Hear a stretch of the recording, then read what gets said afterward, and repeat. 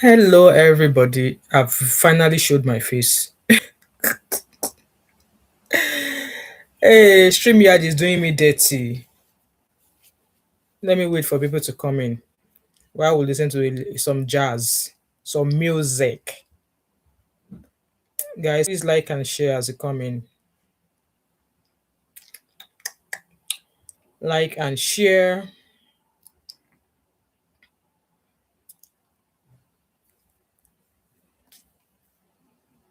Like and share as you come in, guys. I tried to do my camera, but I could not change my camera. I could not turn the camera off.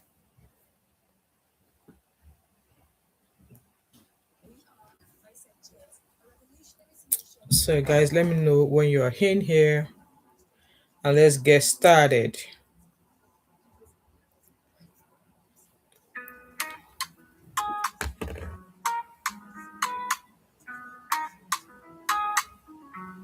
Hey, it's that mama five, living life, feeling alive. From kids to culture, news to tea. Real talk, real life, come vibe with me. That mama five, she's got the vibe.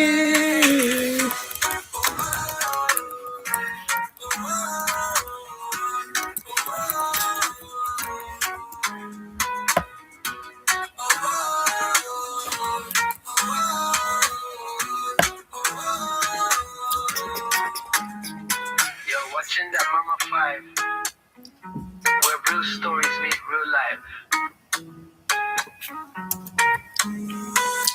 Guys, like and share as they come in. I've been trying to do this live stream for some days now, but please, guys, let me know. Is there an issue with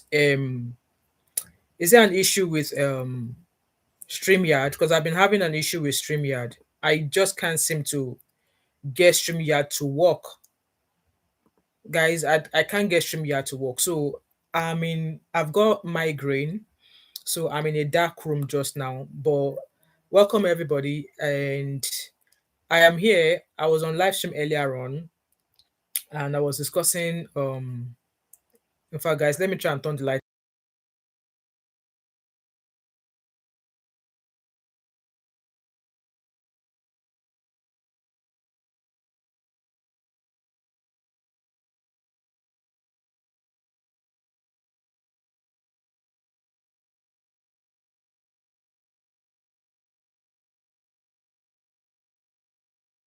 Yeah, the big one. Okay, so guys, just put on the plug there. Yeah, on the side. Yeah, I'm turning towards me.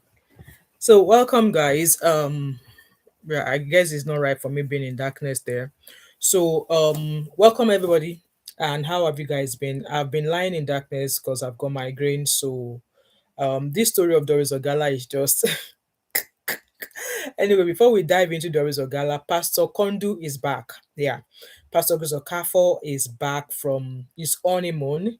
And for those of you who maybe you're not aware or you've not been following, if you guys can hear me, please let me know in the comment section, okay? If you guys can hear me, guys, please let me know if you can hear me because it's like I've been wasting my efforts today. So, for those of you who have not been following the story of Pastor Chris Okafor, I'm just going to give you a quick summary of what happened. So, late last year, Doris Ogala, she's a Nigerian actress, came out and publicly accused Pastor Chris Okafor of a long-term relationship, a broken promise of marriage, and even more serious allegations, including financial misconduct and other claims like that. And all of these claims drew out social media attention and, in fact, heated debate online, which is still happening every day. That debate is not going to end soon. So now it's now led to them opening the case of baby testimony and Ruth Matthew and, allegedly all other pastors as well. Some pastors involved. So Pastor Chris went on to the pulpit, he denied the criminal allegations, he dismissed them as malicious lies and cyberbullying. And he has challenged all of these people, accusing him to come out with their evidences that if they have evidence, you should come out. And also, with all of the allegations that has been leveled against him by Doris Ogala and a few other people, Ebere, his ex-wife, and a few other people who said that he impregnated them and all of this shit. that at some point Lagos State Police Command said they were investigating. They invited him to the police station to come and write a statement. So the day he was asked to come, he didn't turn up. But I think he was asked to come on the Monday, but I think he didn't turn up on the Monday. Instead, he turned up on the Tuesday. So upon him turning up on the Tuesday, the police later on said, okay, because another department of police is actually investigating that case, that they will be suspending it temporarily for that other police department to investigate. Because yes, it does not make sense that two police, Nigerian police, are investigating the same case. Guys, please like and share as you come in, guys. So as it is, that case has been temporarily suspended. However, the likes of Very Dark Man weighed in, because while Doris Ogala was on a live stream with Auntie Aduni, our Auntie Aduni here on YouTube, Auntie Aduni was interviewing or questioning Doris Ogala, and it happened that while she was on that live stream, Doris Ogala was arrested. And from there, calls from nowhere, everywhere, like trying to figure out where Doris Ogala was. So eventually Doris Ogala was released, and she did mention that Pastor Chris Okafor contributed to how she was arrested and all of that. So all of that's been going on, and there have been times, many more interviews, many more people have alleged a lot of things. A lot of things has been said about this pastor. And then when Doris Ogala called him out, in fact, what actually started this case was when Pastor Chris allegedly claimed that his their wedding planner released the details of him getting married to his new wife, and it's been alleged that a certain pastor who has now taken over the house of a certain married couple in Canada was allegedly dating the woman that Pastor Chris Okafor got married to. And yes, Doris Ogala claimed that yes, that girl was actually raped by Pastor Chris Okafor as well. In all of those shenanigans, and then Pastor Chris Okafor, obviously, he apologized, and when he apologized, he did not address Doris Ogala. Hello, Judy. Judith, long time. How have you been? Welcome. Please like and share. It's been a while I've seen you. Please like the show. Like. So I'm on a different platform. StreamYard is giving me a hard time. So Pastor Chris Okafor, I think about a week or two, his wedding went ahead, and it was while he was in church. He was like, yeah, people can judge him, people can do this, people can do that, and that the things that were said against him, that they were not all true. So he was practically telling us that the things that Doris Ogala said about him, the things that his ex-wife said about him, Ebere alleging that he impregnated her 5 times and asked her to go and remove the belle, and all the other women that claimed that he had something to do with them, and apparently Doris Ogala alleged that deacons in his church have babies by him. Now, Doris Ogala talk camo. So don't come and think that you can come to me, you can come and arrest me the way Mercy Johnson arrested somebody, because at the end of the day, I am just a secondary reader. But Doris Ogala was the one that alleged all of these things, not me. So all of these things happened, he went on to apologize. And in my own opinion, because he apologized does not mean that he should not bear the consequences of all of his actions. Yes, we are saying that he's innocent until proven guilty, right? Like I said, if he was to be in an advanced world, Pastor Chris Okafor's church would be shut down pending investigation. They will shut down his church. Guys, let me know if you can hear me, please. They will shut down his church pending investigation. He would not be able to leave the country. And all of the people that Doris Ogala have alleged, have called their names, all of them will be under investigation. So him coming out to apologize, yes, he's apologized, but then does that mean that he should not bear the consequences of his actions? And I would imagine that will be dependent on the fact on what the police finds out and when they start their investigation. Because even when he came on Pulpit to apologize, he did not directly address Doris Ogala, because it was Doris Ogala that brought all of these things out. He did not directly address Doris Ogala. Instead, he went deep and deeper on his ex-wife. And obviously, there's allegations of all of this. In my own opinion, just because you've apologized does not mean that all the things that has been alleged against you should be rubbed under the carpet. No, they should still be investigated. They should still be investigated. And yes, you are innocent until proven guilty. That's fine. But then you saying that people should, after all, you have a lawyer, people should bring evidence and all of that. In fact, Very Dark Man was involved. A lot of people were involved. Anyway, so he went off. He said he was stepping down for a month. And you can see how he's, in fact, I'm going to share my screen with you and see how his church members welcomed him to church. Omo, if I say the hypnosis or whatever that he's using is working, or the aworo, if you're Yoruba, you know. If you're not Yoruba, ask somebody to interpret for you in the comment section.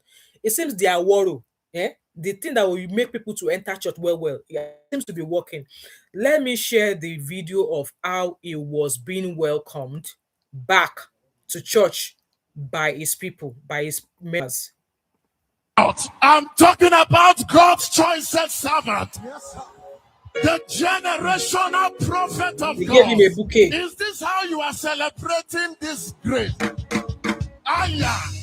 What is about to happen this morning, even heaven is aware. God is aware. Yes. Are you aware? Yes. Are you aware? Yes. Tell your neighbor, my life is about to change. Grace Nation. Yes. Grace Nation. Yes. Grace Nation. With a clapping ovation. Join me as I welcome a blessing from divinity to humanity. Yes. God's choicest servant. The generational prophet of God. Pastor Chris Okafor. Celebrate grace.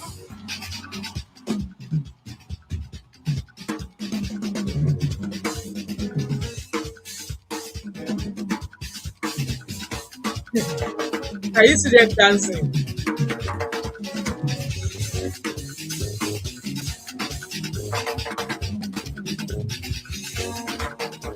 We are glad to be back.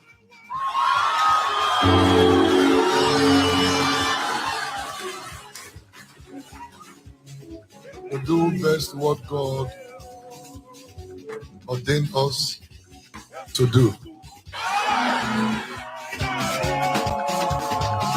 So that's him, obviously there, back to church as normal, and you guys saw him, with bouquet and all of that.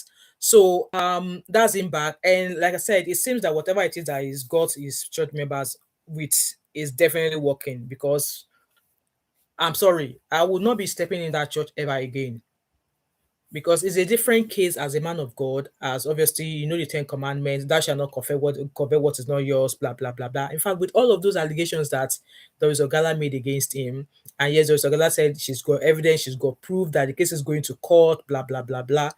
Me as a member, I will be terrified of going to that church. Oh. I will be terrified of going to that church. Anyways, just before he came back to church yesterday, there's an article that was released on Thursday by the People's Gazette. So I'm a secondary reader, and this article was written by People's Gazette, not me, so that they will not come and do what Mercy Johnson did to that blogger. And yes, they will try hard gone, because at the end of the day, will be me write the article. So let me share my screen with you again, and let's read the article that was written by Pastor Chris Okafor, or that was shared.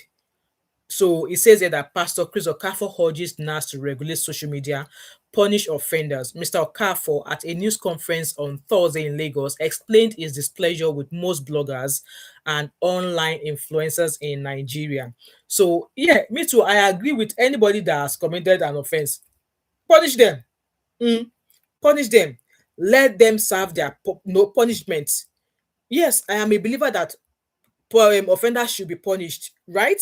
And yes, he also is innocent until proven guilty. Okay, and like I said, just because he knelt down in church to say forgive me, blah blah, does not mean that all of the things that has been alleged against him should be swept under the carpet. No, no. So let's read this article. So our pastor is saying that they should regulate social media usage because some people bullied him, according to a post. So let's read it together. So it was dated 29th of January, which was a couple of days ago. It says that Chris Okafor, a televangelist and founding pastor of the Mountain of Liberation and Miracle Ministry, has decried cyberbullying and such regulation of the nation's cyberspace. Okay, that is what Nedunwoku EPA also tried to do. Mr. Okafor, at a news conference on Thursday in Lagos, explained his displeasure with most bloggers and online influencers in Nigeria.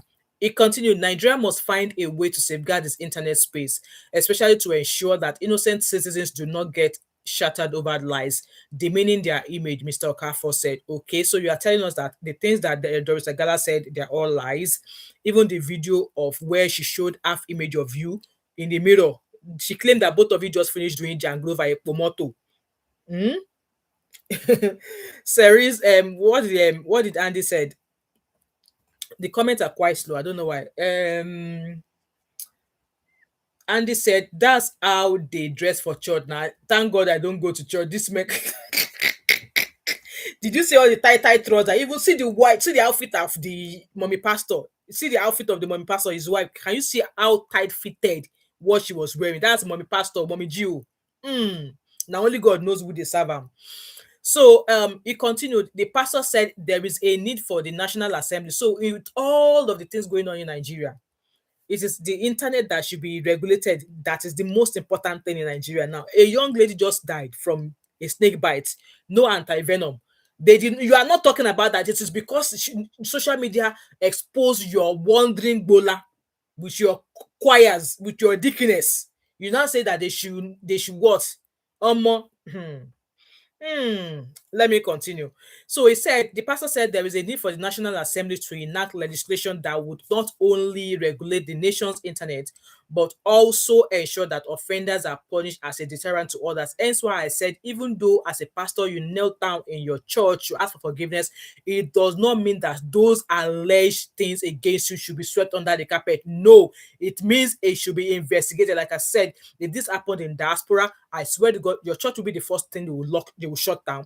All of your members, they will go and question all of them one by one, even the ones that have left, past members and current members. They will find them because it will be you that you will give them the details of those people, and police will go and investigate and question them as well. So the pastor said there is a need for the national. Okay, I've already read that part. He continued. He urged the cyber police to. So we don't have cyber police.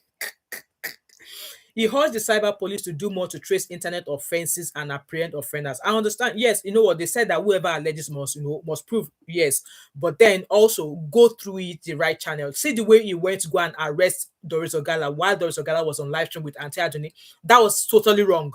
It was the same thing that Mercy Johnson did with that blogger. The blogger cited that she got the information about the shenanigan that happened between Mercy Johnson and his alleged the alleged side chick of her husband. Why don't you go and arrest Kuti Juice? Because at the end of the day, it was Kuti Juice who shared that story. The blogger is a secondary reporter. Just because she carried the story from Kuti Juice is a source of information which is open there.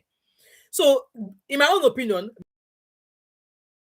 by going to arrest that blogger, she had no right whatsoever. The blogger cited where she got the information from everywhere. So for the fact that she went to go and arrest the blogger, Mr. Johnson should come and arrest every one of us on YouTube that ran that story. Like I said in the video that I made, that was an freaking abuse of power.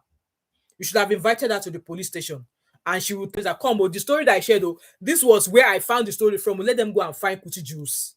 But no. And like I said, it's only in Nigeria that are allowed to rave mad like that. So it continued. In November 2025, Nollywood actress Doris Ogala accused Mr. Okafor of a long-term affair and breaking a promise to marry her. The actress also accused the pastor of unaliving her brother and also burying the head of an unidentified person at his church the church altar in the Ojoju area of Lagos State. The pastor said while his media trial was going on, bloggers and influencers bullied him over the allegation without evidence or hearing from him. Well, you had the chance. I think it was about a week or so after Doris Ogala started talking that you decided to go on the pulpit in your church to speak. And then when you were going to address Doris, like I said, it was Doris who came out to allege all of these things against you. He referred to the Doris Ogala. Some of the things that were addressed, some of the things that were said about you were through, but then you made it all about your ex-wife. Your ex-wife did not come out before Doris Ogala came out. We've never heard anything from your ex-wife, the mother of your 4 children. We've never heard anything from her. It was Doris Ogala who brought the story out. On that pulpit, you made it about your ex-wife. And that was what prompted your ex-wife to come out and start talking. You did not address all the things that Doris Ogala alleged. Instead, you went on to kneel down. That was not what people were asking for. Now you are saying here that that people did not hear from you. You had the chance when you were doing that apology video on the pulpit in your church. That was your chance to address everything. And anyway, you doing that apology and that talk on Sunday. If I was your member, I did not want to come to church on Sunday. I come and be hearing all of your shenanigans. You should have called a press conference the way Davido's father did. You should have called a press conference to address everything, but you did not. Instead, I think you only maybe do 2 or 3 sentences to address to Doris Ogala, and he made the whole thing about your ex-wife. And that was what prompted your ex-wife to come out. And at some point, I don't think Doris Ogala already heard the full apology you made before she now came out say, that apology, she not accept them because you still allege that she was lying against you. So you had the chance, but you did not. So what do you mean that bloggers did not hear from you?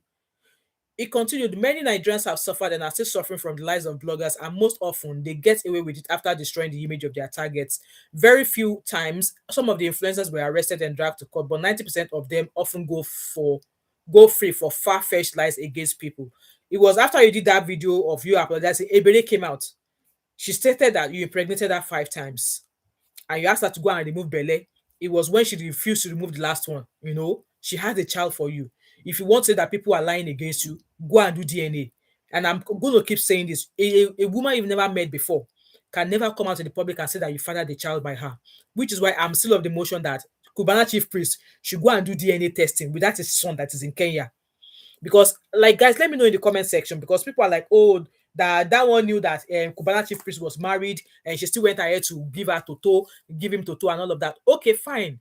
Yeah, even if she knew he was married, still, a woman who has never met a man before, there's no way a woman has never met a man before and that woman will come and allege that you fathered that child.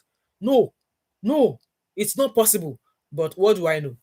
He continued, he explained that his ex-wife also accused him of trying to grip their daughter. Mr. Okafor said she had also contacted a popular blogger to ask that he pay 80 million naira for their daughter's school fees and upkeep. All this began after my plan to remarry was leaked by a wedding planner. All hell broke loose. Yeah, that was the video that Doris Ogala saw, and then Doris Ogala came out. Who you want to leave me for? Hey, Chris, yo. After all the jangle over for parade, for sermon, for all the retreats, jangle over in the back of the car, and then you go and you go all the shaking of the car boots that you did with her in Transcorp, in all of those places in Ojodu. Now you want to leave her to go and marry somebody else, even though Doris Ogala alleged that even the girl that he got married to was actually made to marry that girl because he allegedly raped her. It was what Doris Ogala said. No, be me talk am, so don't come after me. So he continued, all this began after my plan to remarry was leaked by our wedding planner. All hell broke loose and everyone tried to cash in on it, said Mr. Okafor. He said he had instituted divorce proceedings in 2024 over alleged infidelity, violence, and lack of love. At no point during the proceedings did my ex-wife mention I was trying to defile our daughter. The court awarded me custody of our children and no one queried those allegations. So if any of you watched the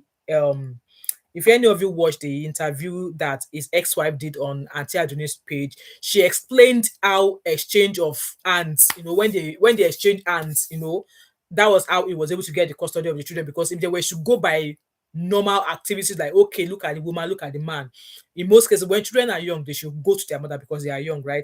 His ex-wife alleged that the clerk at the court alleged that Pastor Chris allegedly gave them money as bribe. That was why he was able to get the custody of those children. So we all know things like that are possible in Nigeria.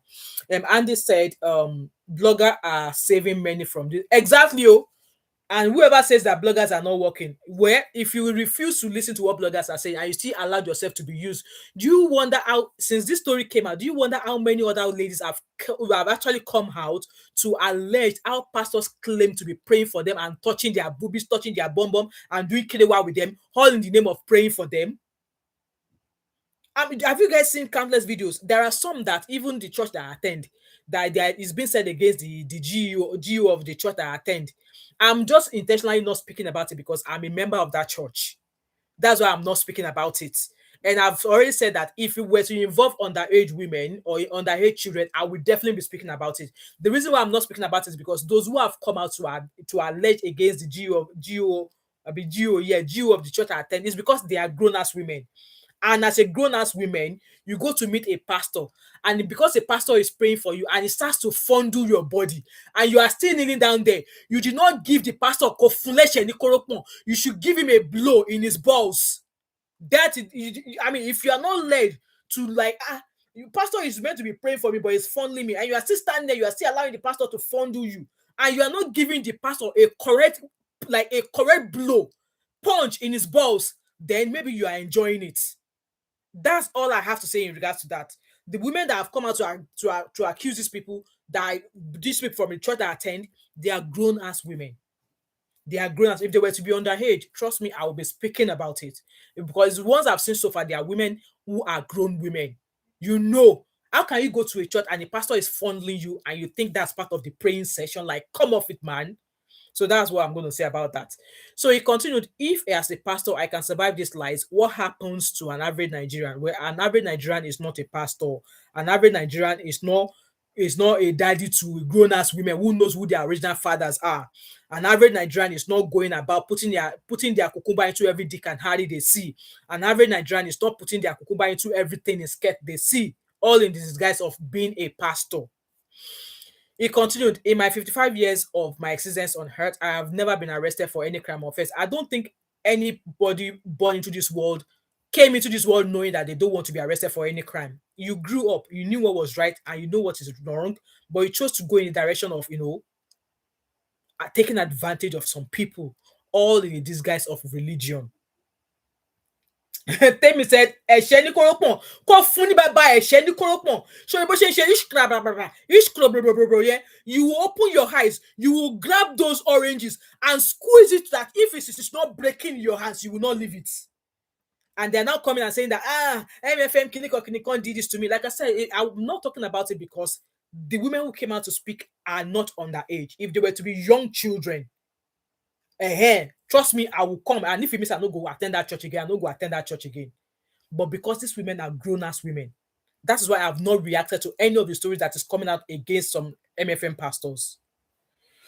So he continued. So that's pretty much that. So he's wanting Nigerian government to, to regulate social media. Social media is doing wonders by releasing all the shenanigans that is happening in Nigeria. Same as the same thing as we're exposing this thing that you've done now. Okay, you've said that they're lying on you. Go to court. Go to court. To go and wash yourself clean. Go to court. You said that you don't know Ebere. You said that Ebere's son, that you know your children. Go and do DNA. Go and do DNA. Because I don't understand. Same thing with in Neduwoko. He wants bloggers to now have office so that anytime they run a story that does not sit well with him, he will go to their offices and go and arrest them. Because I don't understand. Why do you want to stifle social media? Why do you want to stifle people's opinions? Because at the end of the day, if you don't have anything hidden in your cupboard, why are you running helter skelter? If you know all the things that Doris Ogala said about you was wrong, why did you go to a house to arrest her when you could go to police station? Like normal, go to a police station, report the offense or report whatever you think that has been alleged against you. Report it to the police and let the police invite the person. But no, you said to use your power to go and arrest the woman in her house. So if you don't have anything to hide, if all of the things she has said about you are lies, then why are you running helter skelter? You should have gone through the normal route of getting somebody to be accountable for what they've done. But no, like I said, in Nigeria, they rave mad.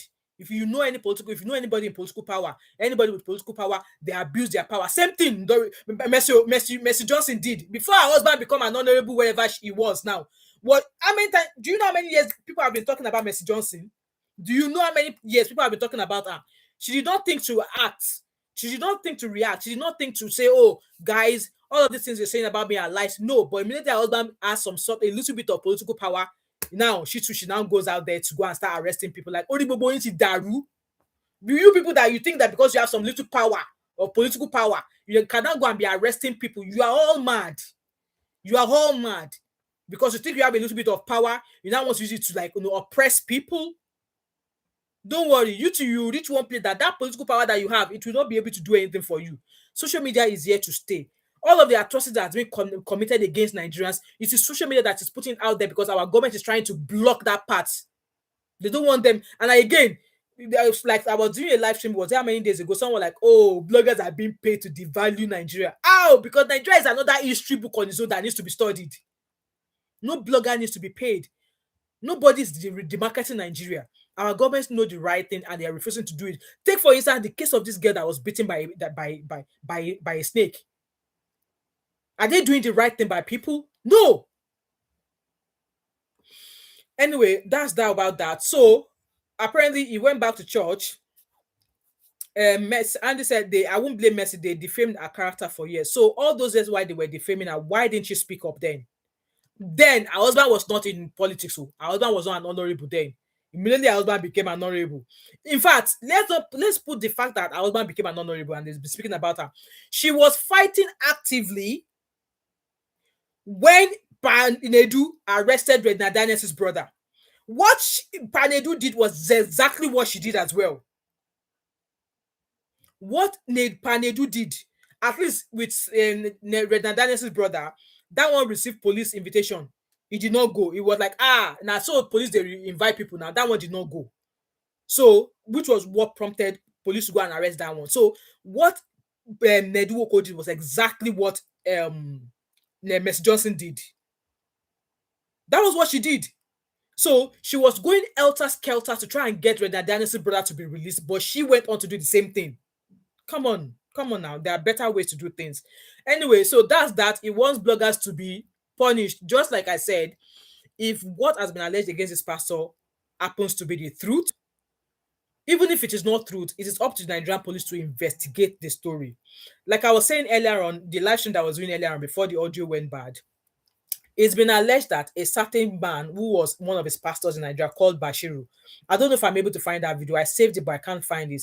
So the story has been going on about a church in Canada, one of his branch in Canada, and what that pastor did. So apparently the guy is used to be known as Bashiru. And I remember during when Auntie Aduni was interviewing Ebede mentioned something about Bashiru.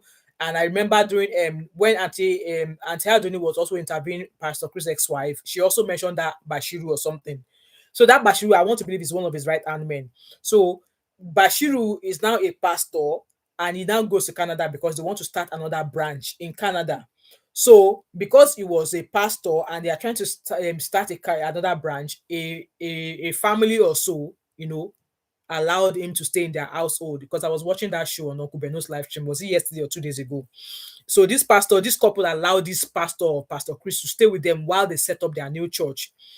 Before they know it, over familiarity, Bashiru starts to knock the wife of the person that allowed him stay in the house. So Pastor Chris' church has money.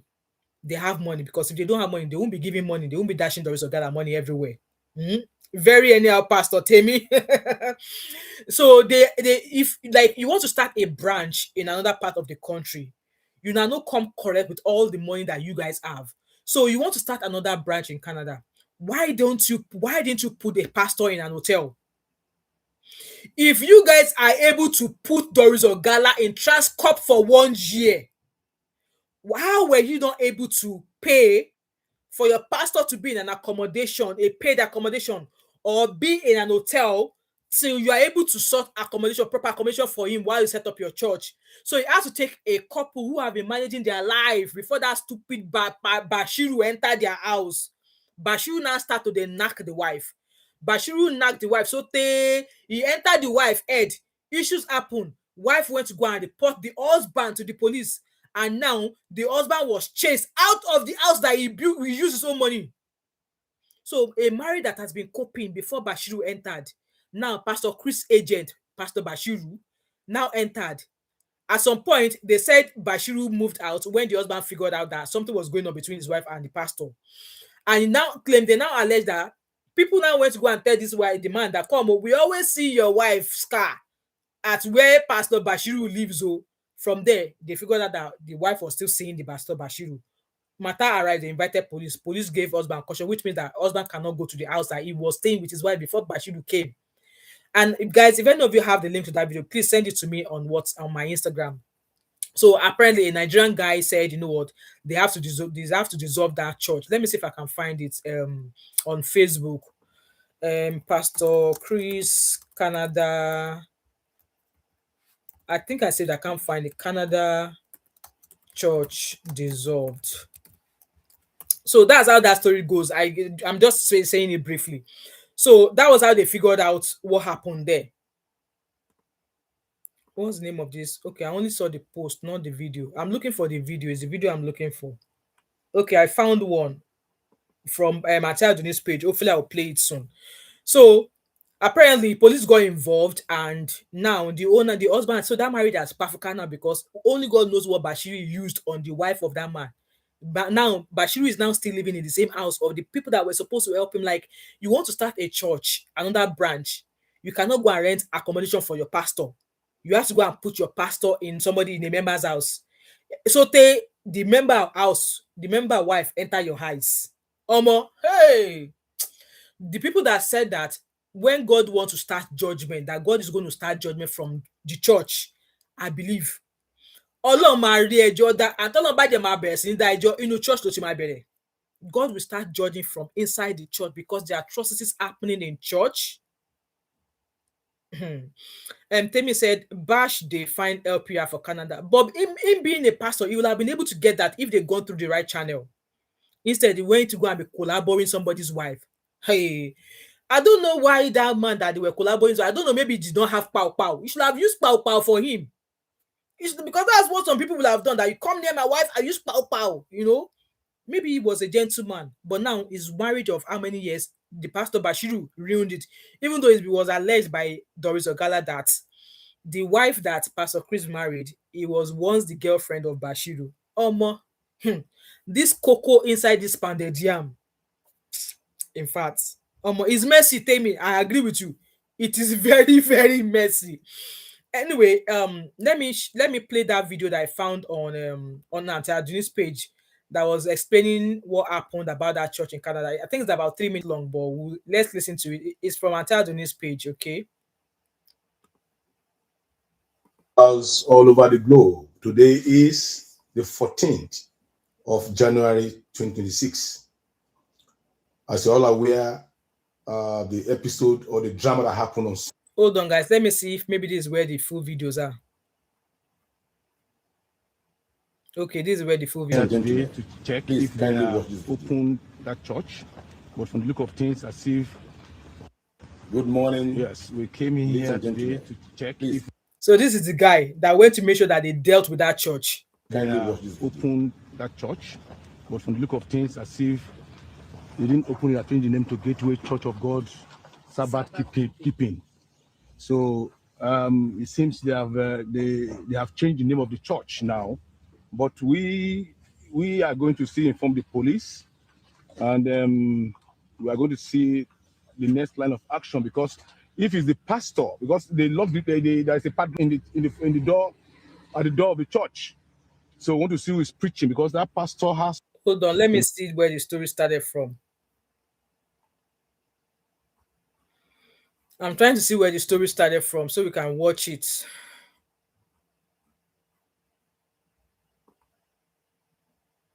I can't find it. Okay, let's watch that one that I saw. They didn't open it, change the name to Gateway Church of... Good morning. Yes, we came in here today to check if they have opened that church, but from the look of things, as if they didn't open it, change the name to Gateway Church of God Sabbath Keeping. So it seems they have changed the name of the church now, but we are going to see inform the police, and we are going to see the next line of action, because if it's the pastor, because they love it, there is a padlock in the door, at the door of the church. So we want to see who is preaching, because that pastor has no legal right to work here in Canada. We will brief you again. We'll continue to update you as things is going. Thank you.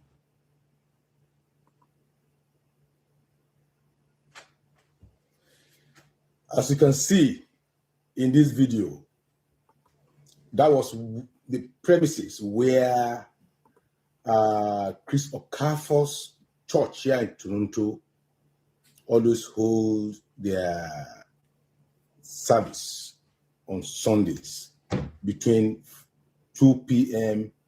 and 5 p.m. My attention was drawn to a flyer going on social media that they are having a such service on Sunday at this same address in Allison Street in North York. They are all false propaganda. Chris Okafor's church does no longer exist here in Toronto. Great Liberation City International Ministry, Canada, has been dissolved. So don't let anybody come and play tricks on you that they are holding service. As you can see in that video, we went there to check. That place was under lock and key. Let me educate you people well. Chris Okafor does not have a physical church here in Canada, as in having a physical apartment. Oh yeah, they're welcome. They were leasing apartment from another church. Oh, okay. I came to realize that one church can lease the same place to 1, 2, 3 churches. Make it the real owner of that apartment, where there is no church, which I call a business center, is owned by Gateway Church of God Sabbath Keeping. It's a Sabbath church that only operates on Saturdays. So on Sundays, they lease that same church to other churches. That's the reason why Chris Okafor's church section was between 2 to 5. Other churches still come there on Sunday between the hours of 9 to 11, 11 to 1, like that. They share it. That's where you saw us. We went to that place as at 2 p.m. to 5, which was Okafor's church period. That place was under lock and key. If you see the flyers going around, those fake flyers that they are missing physically between 2 and 5, it's all lies. That's not true. In the first place, who is going to preach there as a pastor in the first place? Because Bashiru Ogbano cannot no longer work here in Canada because he has a closed work permit that was tied to the dissolved organization called Greater Liberation City International Ministry Canada, which has been dissolved. That is what his own work permit. Temi said, who wants to pay Toronto cost who won't pay mortgage alone? I would love to come and visit that Canada, that Toronto. I've heard of Toronto being expensive before. Now, wow. So that's why they will sublet. They will be making extra money now. Permit was tied to. He's carrying a closed work permit. So he cannot work anywhere. He cannot go and preach anywhere. He cannot go and do any under the table. If he does that, then he has gone against the law.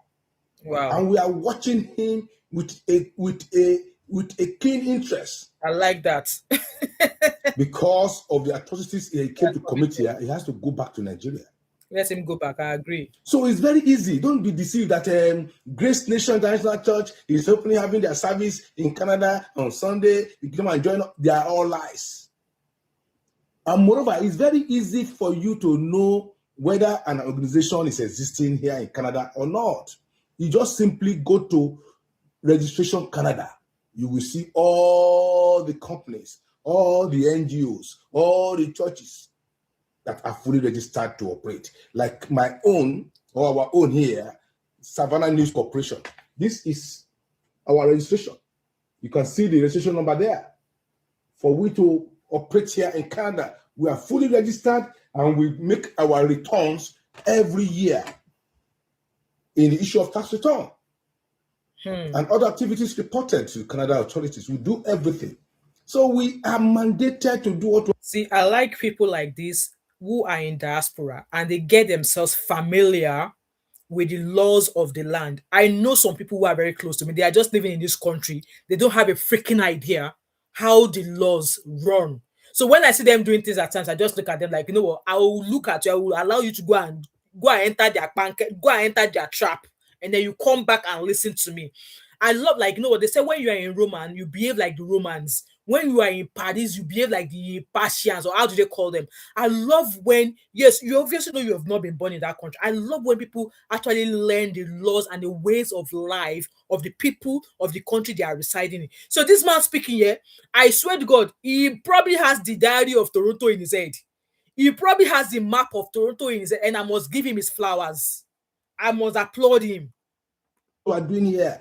I laugh when they say they're going to go and call police. They want to go to this and go to court. We laugh. We are operating under the law. That was why when I went there, I went with my complimentary card to tell them, look, we have come here to come and investigate what is going on in this church. So don't be deceived. Don't be deceived. You can see the shenanigan that happened yesterday on Sunday in Lagos when the same man that committed atrocities of that nature, Chris Okafor, resumed church. See how his church members. Exactly. You can see that these people, they are not thinking normal. They are not. They have replaced this place with sawdust. They are not normal. Because if they are normal, they won't be behaving the way they are. Exactly. If they don't believe any story at all, most of them know a baby that aborted pregnancy 5 times for this man. See, can you that hear? Bore a child, a carbon copy for this man. Can you hear? They know. Most of them know that Chris Okafor impregnated wives in that church. Wives. And they bear children in that same church. Can you hear? That is to tell you that it's not normal. They are not normal in that. This was the same template Jesu Igbo used in the 70s. I remember Jesu. Where wives would go to that church and they would refuse to come out again. I remember that Jesu. Wives would go to Jesu Igbo church in those days in the name of prayer and worship, and they will beat after the. Guys, please like this live stream for me. There's 49 of you watching. I only have 10 likes. Please kindly like, please. I remember the story of this Jesu Igbo that this man is talking about. I think I was about 17 or something when I heard the story of that Jesu Igbo. The whole thing, that very day, they will just beat their family bye-bye. And that's the end of They'll be talking to them from the gate that, look, they have been to they're now in their paradise. That was how Jesu Igbo end up having more than hundreds of wives. The same template of hypnotism these people are using. But we will not stop. We'll continue to press their neck. Well done. We'll continue to press their neck. It's not ordinary. It's not ordinary at all. What is happening? It's not ordinary. And that's what we're trying to fight in the Vineyard Whistleblowers Group, to make sure that our lost brothers and sisters, you bring them back, are brought back. Yes, I agree with you. You can see, even a normal 5 years old child will know that Chris Okafor is a demon. And I heard the news that Chris is coming to Canada. Let him come to Canada. We're waiting for you. If he will be arrested here. Let him come to Canada. That is if his own visa are going to be revoked. Let him come. So don't be deceived. The shenanigans people are doing in Nigeria, don't bring it bring it here in Toronto. So don't be deceived. There is no any Grace Nation International Church existing here in Canada. It's all propaganda and lies. One of the church members engaged me. We talked. Do you know what she told me? He said, what Chris has done, it's not only him doing it now. Some other pastors and churches are doing so. Why am I not attacking them? Hold on. And so you know what? So the member of that church knew that other pastors are doing it, and he's saying that what Pastor Chris did is nothing new. And he still, I think I am in the wrong profession. I think I need to go and become a pastor now. Guys, what do you think? You guys come and join my church. So he's saying that, I remember saying that, but not be only Pastor Chris, they do. So they know that he's not the only one that he's doing. They know actually that what he's doing is wrong, but some people are just continue to behave as if they've mashed their brain up like mashed potato. So, guys, I'm starting a church next week. So you know that Chris is evil. You can see how they are thinking. You can see their brain. Those people you saw it on Sunday in Chris Church in Lagos saying Papa is back, they are not normal. They are not normal. I agree. They are not normal. I agree. That is the spirit of hypnotism. I agree. Because a normal person will not associate. Doris Ogala don't talk say he buried something under in church. That thing now, the more where anything they come off of that land, people with brain go, they be like say now inside. If they said that, I guess whatever it is that he's done, when people are in that church, they don't think against him. They don't see like it's like anytime they enter the church, whatever it is that they are doing in the church will seem normal for them. But as soon as they step out of the church, they will probably be all right and they will forget whatever it is that transpired in the church. I think that's the kind of Oshotoshefun pastor. When people go into the church, they will be zombies. Anything that happens in that church is absolutely right, 100% by them.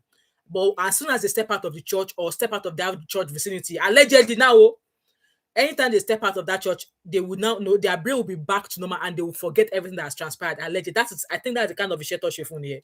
With the character of Chris Okafor and his co-travelers, with all this revelation that has been in the open space, we will continue to press their head. Don't leave so don't be deceived. We are watching, and moreover, Pastor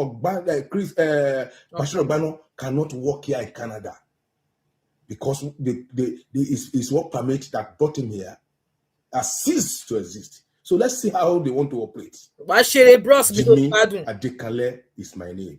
Good morning from here, my people. Thank you, sir. Good morning. Yes, we came in here today. Okay, so I found another video. I found another video on Instagram. Let me share that with you as well. And there we are going to listen. The last part of this lecture will be that of Doris Ogala. As soon as I saw that video where they were welcoming Pastor Chris Okafor, I knew Doris Ogala is going to set ring light again, and she did. But we'll get the Greater Liberation City International Ministry Center here in Toronto, Canada, which is owned by the controversial Pastor Chris Okafor. And I made a promise that any gathering, any church that is coming to deceive the people, fake churches, will be dealt with. Anywhere they are doing fake miracle, here in Canada, we will make sure we go after them. Because we will not allow them to bring that shenanigan that they are doing in Nigeria. Those magic they are doing in Nigeria, we won't allow them to bring such here to come and spoil our own reputations as Nigerians. Because you agree with me that we Nigerians here, we are hardworking people. And we will not allow one set of people in the name of Christianity to come. Okay, I think we've already watched it. So I found a detailed video that this man did. So let's go watch it from part 1. I found it on Facebook now. Let me share that with you guys.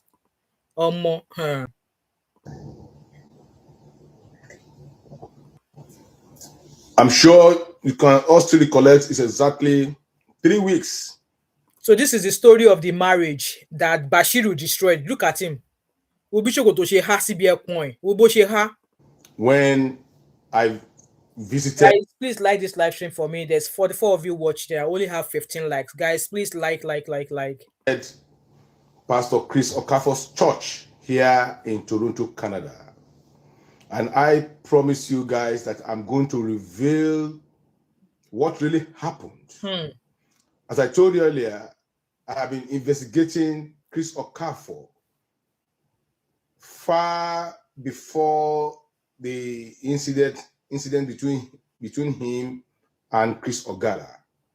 I started investigating him almost 5 months earlier, before the incident that happened in Nigeria between him and the girlfriend, Chris Ogala. Please listen attentively and follow me. We are listening. I may not end this series on this very video because it is going to take a very long narrative. It's going to be in parts. I'll call this one part 1. Yes. This is how Chris Okafor and his cohorts,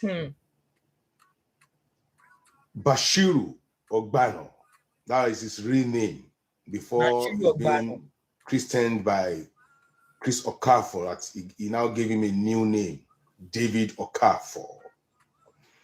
It happened in July 2024. Chris Okafor got across to one of her church member who is now residing in Canada that he is coming to Canada for a crusade. and he needed her help.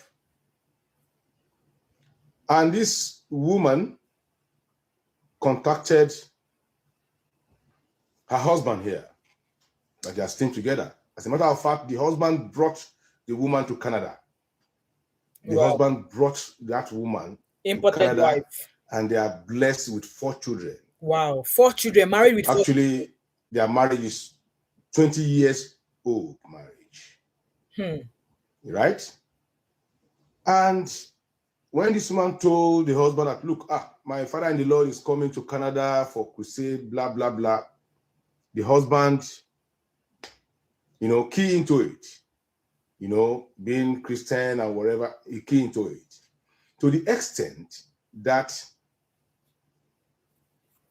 this family, they went and picked up Chris Okafor and his entourage that comprised of Bashiru Ogbano, who is now known as David Ogbano. They brought them in to Canada, cook for them, did everything for them, a very warm reception and all those stuff. That's how how they take care of their Dio. Oh, Papa Dio is around. So when Chris came here, Chris now told this family that he's planning to open a church, which I refer to as a business center. Exactly. Here in Toronto, Canada. He now told this family, a very perfect family of almost more than 20 years now. Wow. He told them, look, wow, I'm here with one of my pastors. His name is David Ogbano. He's going to stay behind. Please kindly help me to perfect everything about him to start the church here in Toronto, Canada. And they obliged. Pastor Chris finished his crusade here. He left Bashiru Ogbano behind with this family. Bashiru Ogbano started staying with the couple, with this family in their house here in Toronto. A very mighty, well-furnished, a very mighty house. If I say mighty house, a very mighty house. Now, how's the big way for Toronto? I will move to Ogbano Toronto. was offered a room to stay in that 6-bedroom mansion. Wow, 6-bedroom house. And after a while, the issue of how Bashiru will start working in Canada, because Bashiru came in with a visiting visa. The document he presented to the embassy was that he's coming for just only 2 weeks visit. I have the document with me. But when he came in here, because of their plan of opening a business center, which is referred to as church. Welcome, Ford. This family helped in perfecting the documents of Bashiru Ogbano in the way of a working permit, registration of the new business center. Good night. Yeah. Good morning, Abby. Done by that family. So Bashiru Ogbano got a working permit. Let me welcome my farms. Hello, Ford. Welcome. How are you? Abby, which one is good night, fam? How are you? How's your day been? I hope it's not been a stressful Monday for you. Guys, please like and share as you come. I really appreciate it. I'm just listening to this video in full because I was on Uncle Beno's live stream yesterday, but I think I joined quite late. So this is me just listening to it again. That we allow him to work here as a preacher in Canada.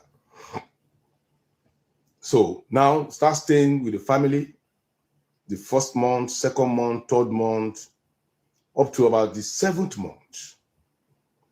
So the man of the house, the husband of that woman now, was not longer comfortable with the relationship between Bashiru Ogbano and his wife. Sometimes the guy will come back home from work. He will ask, where's my wife? He say, Madam stroll with the pastor. They will stroll in the neighborhood together, all this stuff. As a matter of fact, the guy goes out to work, but Abby, it was the man who went to that Pastor Chris church in Canada. You know, they said Pastor Chris was trying to reform, open another branch in Canada. So it was the one who went to that church to go and question them that what kind of job. Obviously, since that incident of Pastor Chris happened when Doris Ogala came out, they've been like, no, he's here on the shady business. So he's the one who is casting him. So he's telling the story of how Bashiru, the same Bashiru that Ebere mentioned, that Doris Ogala mentioned, that Pastor Chris Okafor's ex-wife mentioned. The same Bashiru was the one that was sent to Canada as a pastor. He now went to be benching. He now went to be benching the wife of the man who is housing him till they will commence the new church they were starting. So that's the story. This is part one. Madam is always at home because Madam is working from home. Madam is always at home. So Bashiru is always at home. Oga will go to work, leave Madam and Chris Ogbano at home. So they became so intimate that Oga is no longer comfortable. Oga called the wife. He said, look, my dear, it's high time Pastor will go and look for another place to live. Which is the right thing to do. Absolutely. As a matter of fact, this man brought in two siblings of the wife into Canada with his own paper because this man is a citizen. He brought the mother of the wife, mother-in-law too. Such a good so man. In the house, they are in the house comprised of the mother-in-law, the two siblings of the wife, and the four children. No wonder they're living in a 6-bedroom house. This Pastor Bashiru Ogbano. So when he told them that, he told the wife, look, let this man go and look for his own abode. He has stayed enough. 8 months here. The wife said, no, he goes nowhere. Said, why? He goes nowhere how? Exactly. How do you mean? That issue brought a quarrel between him and his wife. It was dragging for almost a month. So it got to an extent, the guy now told the wife that, look, this man has to leave my house. Because now it's either the wife is in the room of the pastor sometimes discussing what he doesn't know. At the long run, Pastor Bashiru left the house. Okay, good. He got another accommodation in Toronto. As I told you, this will be a very long story. We are here, sir. Because I see that it's almost going off with my 10 minutes. Please hold on. I will continue from where I just stopped this story. Okay. It's very, very interesting. Please hold. Let me go to part 2. I found part 2. Right, this is part 2. Yes. I hope you guys, please like the live stream for me. So eventually, Pastor Bashiru left the house to go rent his own home. So no wonder the family are living in a 6-bedroom house. So the man is living with his 4 children, his own wife, 2 of his wife's family. And like, how are they even living in a 6-bedroom if they have 4 children? And then the wife's 2 siblings and their mother. Like, even 6-bedroom is not even enough to accommodate all of them. But I'm glad that Bashiru left. Let's continue. You guys are following me. This is we are following, sir. 2. And where I stopped was when Bashiru left. Ogbano was asked to leave the house by the host when he was no longer comfortable with his closeness and romance with his own wife at home. Because the wife now came to his defense it takes a very lengthy period before Bashiru could leave the house. Meanwhile, all this while, when this thing are happening in the family's house, he was talking with Chris Okafor in Nigeria. And Papa, please tell your pastor to go and look for a house. He has stayed more than 8 months here. Wow, 8 months? Please. But the church has money moreover, now. I'm no longer comfortable with the way his spelling his wife. His closeness with my wife. Because my wife now doesn't even listen to me any longer. Sometimes I come to the fridge to pick food. The siblings of my wife will tell him that, oh, please, that food is for pastor. The wife will come, that food is for pastor. So in my own house again, you're having a different food for pastor? No. So all this while, he was complaining to Chris. And Chris did nothing about it. It's a plan work then. When pastor left the house, pastor got another accommodation in Toronto. And the family, they were in their home. But the guy stopped attending the church. He said because he's no longer comfortable with what is happening there. I would have done the same. That he has seen that these people are not sincere. They are not sincere. I would have done the same. And he has seen that what they are doing in that place is all fake. All the miracles, they are all fake. Right? Because it got to the time, this Chris Okafor asked church members to bring all the denominations of the Canadian dollar from 5 to 10 to 20 to 50 to 100. So you should bring it to church and sow it as a seed. That the following year, by that time, by a year after that time, that they will all become a millionaire. They all came with the seed, including this man too. He said he sowed that seed. Imagine bring all the denomination of all Canadian notes from 5 to 10 to 20 to 50 to 100 to 50 to 100. 5 different denominations. They sow it, nothing happened. Father, I'm laughing. Right? Now, the pastor has left the house. Hold on, let me react to that properly. But the wife still continues. It's just like you telling me to bring all the denominations of pounds in the UK. So let me count it. We have 10 pence. No, we have 5p. We have 10 pence. We have 20 pence. We have 50 pence. We have £1. We have £2. We have £5. We have £10. We have £20. We have £50. We have £100. So you can imagine I should bring all the denomination of pounds. So when I bring all of that, I'll become a millionaire. What if you're back paro? What if you're back paro? The Toronto here for that church. 1p, 2, exactly Abby. 1p, 2p, and then 5p, all the denominations. If you calculate it, it'll probably be going to about maybe 200 and something pounds. Okay. This one came to open another branch of money-making machine for Pastor Chris Okafor. These are the things. That's why he's saying that the NAS should make sure that bloggers are being punished. Pastor Chris Okafor.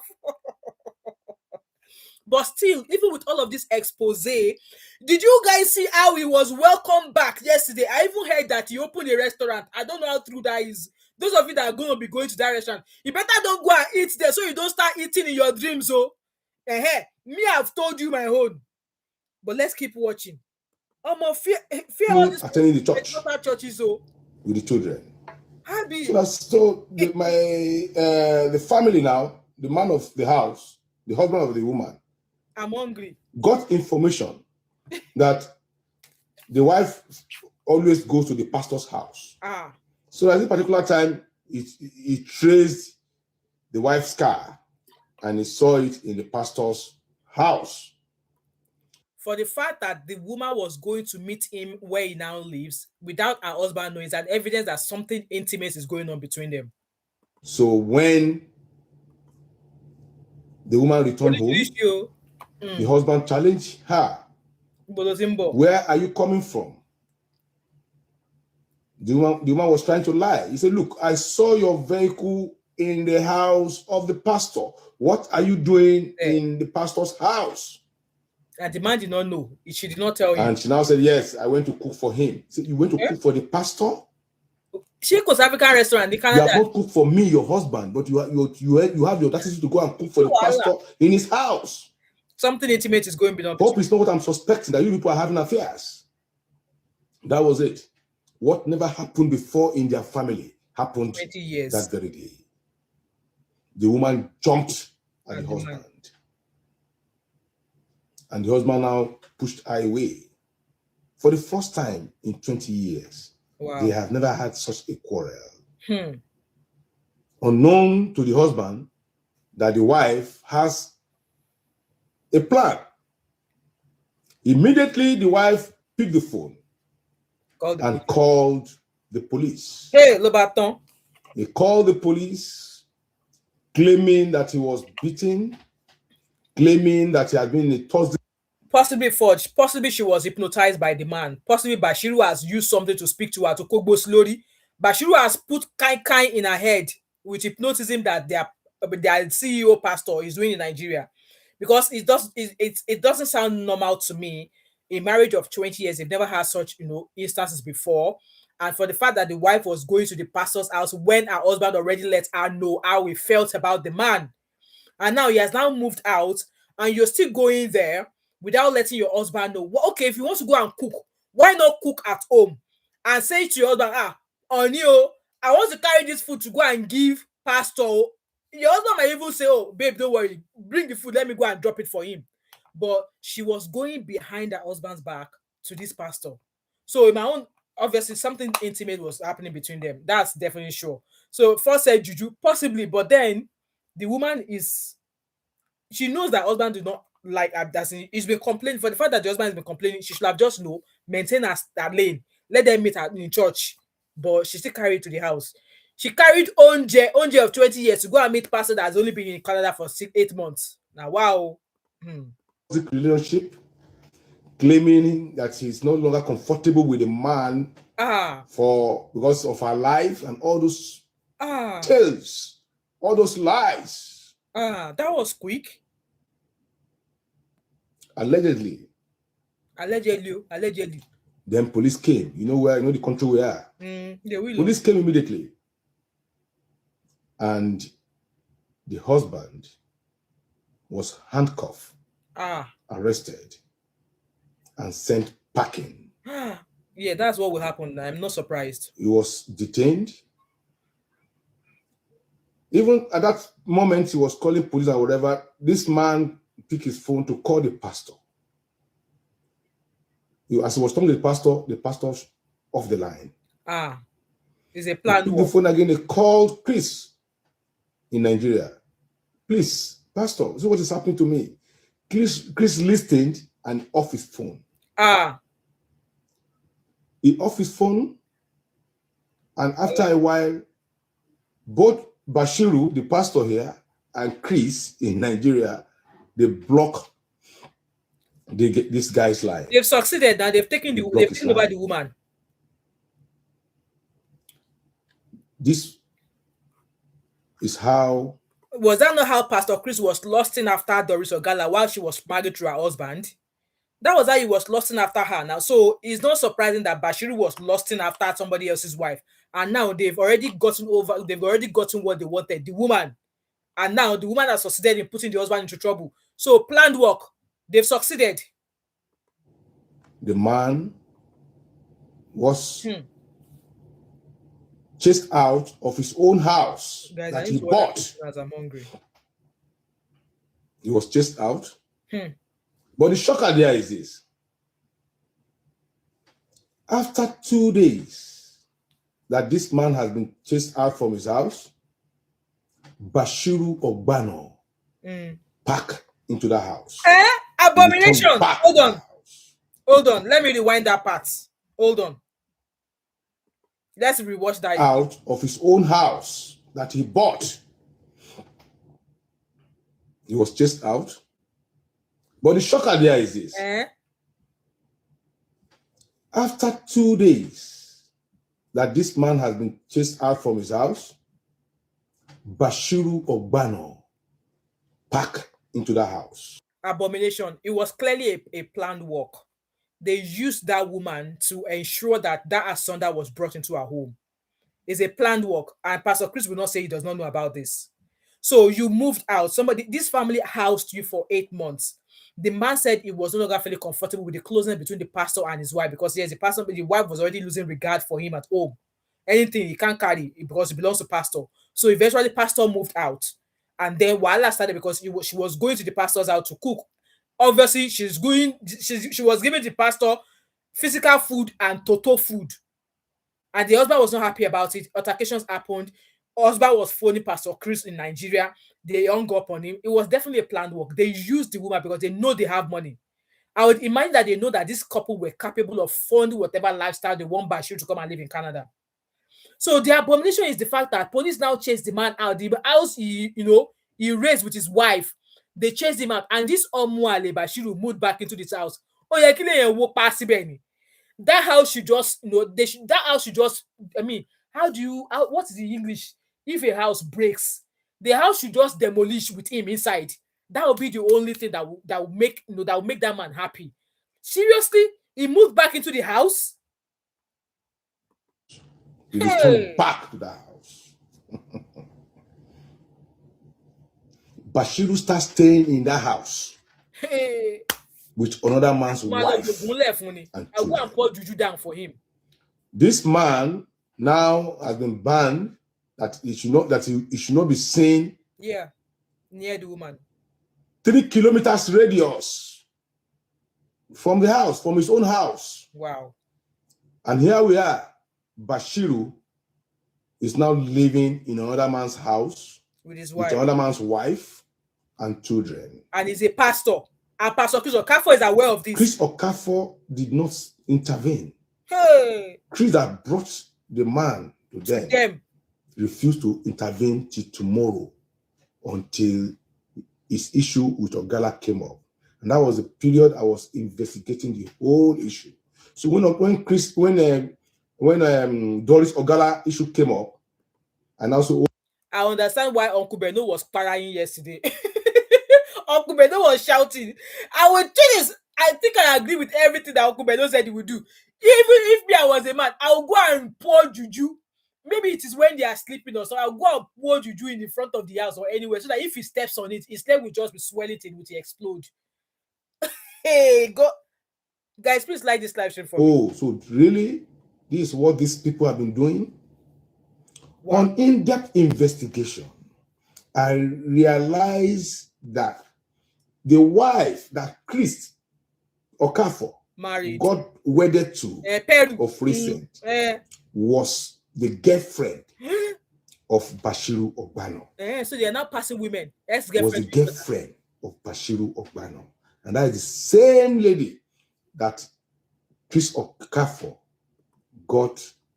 So he probably got Bashiru out of the way so that the first lady of the church will not be feeling somehow that she once dated Bashiru, and now that she has now married the GO, so that once Debe will not continue to become Debe. That obviously, if Perry was dating Bashiru before, once Debe, Kerewa, bedroom activities will probably have happened between both of them. So it would feel awkward if Bashiru remained in that church. Hence why he decided to transport him to Canada. Impregnated. Which means Chris was sleeping with his own pastor's wife or girlfriend. Because I learned all members of the church knew the relationship between Chris Ogbano and the present wife of. And they are dancing welcoming daddy. So you can see the whole dirty stuff episode going on in that place called church. That is not a church, it's merely a business center. Hey, up to date. Oh, hopefully not. It's more than a year now that the guy has been driven out of his own house that he bought with his own money. As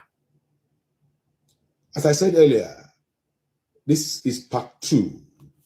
I am coming with part 3. Guys, part 3 is I'm there. sure Let that me go part and 3 play will part round 3. up. Let's go to part 3. There's no time wasting here. Yes. Part 3. I am back. This is the part 3 Thank of you, sir. how Guys, Chris like and share, Okafor please. and Bashiru Ogbano, now known as Pastor David Ogbano, destroyed a 20 years old marriage here in Ontario, Canada. Where I stopped, the guy that is the husband of the woman now has been chased out of the house. Over a year. He could no longer access his own house. Nothing he took out of the house. It's getting to 1 year now that he could not access that house.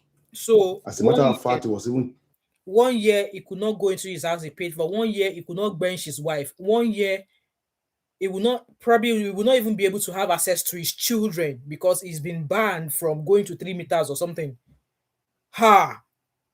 Nah. facing a lot of challenges because of the phantom lies heaped on his head. So the friends of this man now came together. His friends from Austria, where he lived before. His friends from the UK. His friends from here in Canada and the US. They came together that, look, we won't just be watching as things is happening to our own friend. Yes. Let us meet in Canada so that we can go and intervene on this matter. At least, let us go and meet the wife. Not his wife anymore. Because they all know the wife. I'm telling you, this is a marriage of 20 years with 4 children. So they have some family, friends, and whatever. And moreover, the mother-in-law is in that house. The siblings, the mother of the woman is in the house, and they are not doing anything. They are not saying anything. They were all brought in by this man. This man is a citizen of Canada. He used his papers to bring the mother-in-law, to bring the 2 siblings. So the wife, the 2 sisters, the mother-in-laws, they are staying in that house with this man. That's to tell that this man wasn't a bad person at all. Because if he's a bad person, he wouldn't have people will not be living in that house. Brought in the mother-in-law to stay with them. He wouldn't have brought in the siblings to stay in Canada with them. And moreover, he was one that brought the wife abroad. He went and married the wife in Nigeria and brought her abroad. And they have 4 children. 20 years ago. So all the friends of the husband, they came to Canada, hoping to have a meeting with the wife to settle the matter. They were shocked when they got to the house. I met him. They met the pastor in the house. Even after a year. They met the wife in the house. They were chased away from that house by the wife. He said he doesn't want to see any of them. Is it fair? It's not. Is it fair? It's not. It's not. This incident makes me to remember the 4-way text of the rotary. The 4-way text of the rotary. Is it fair? Is it fair? As I speak with you, the guy has spent more than 1 year squatting from one house to the other here in Canada. He's a man that has a mansion, that has a very good job at hand. He lost everything. He lost everything.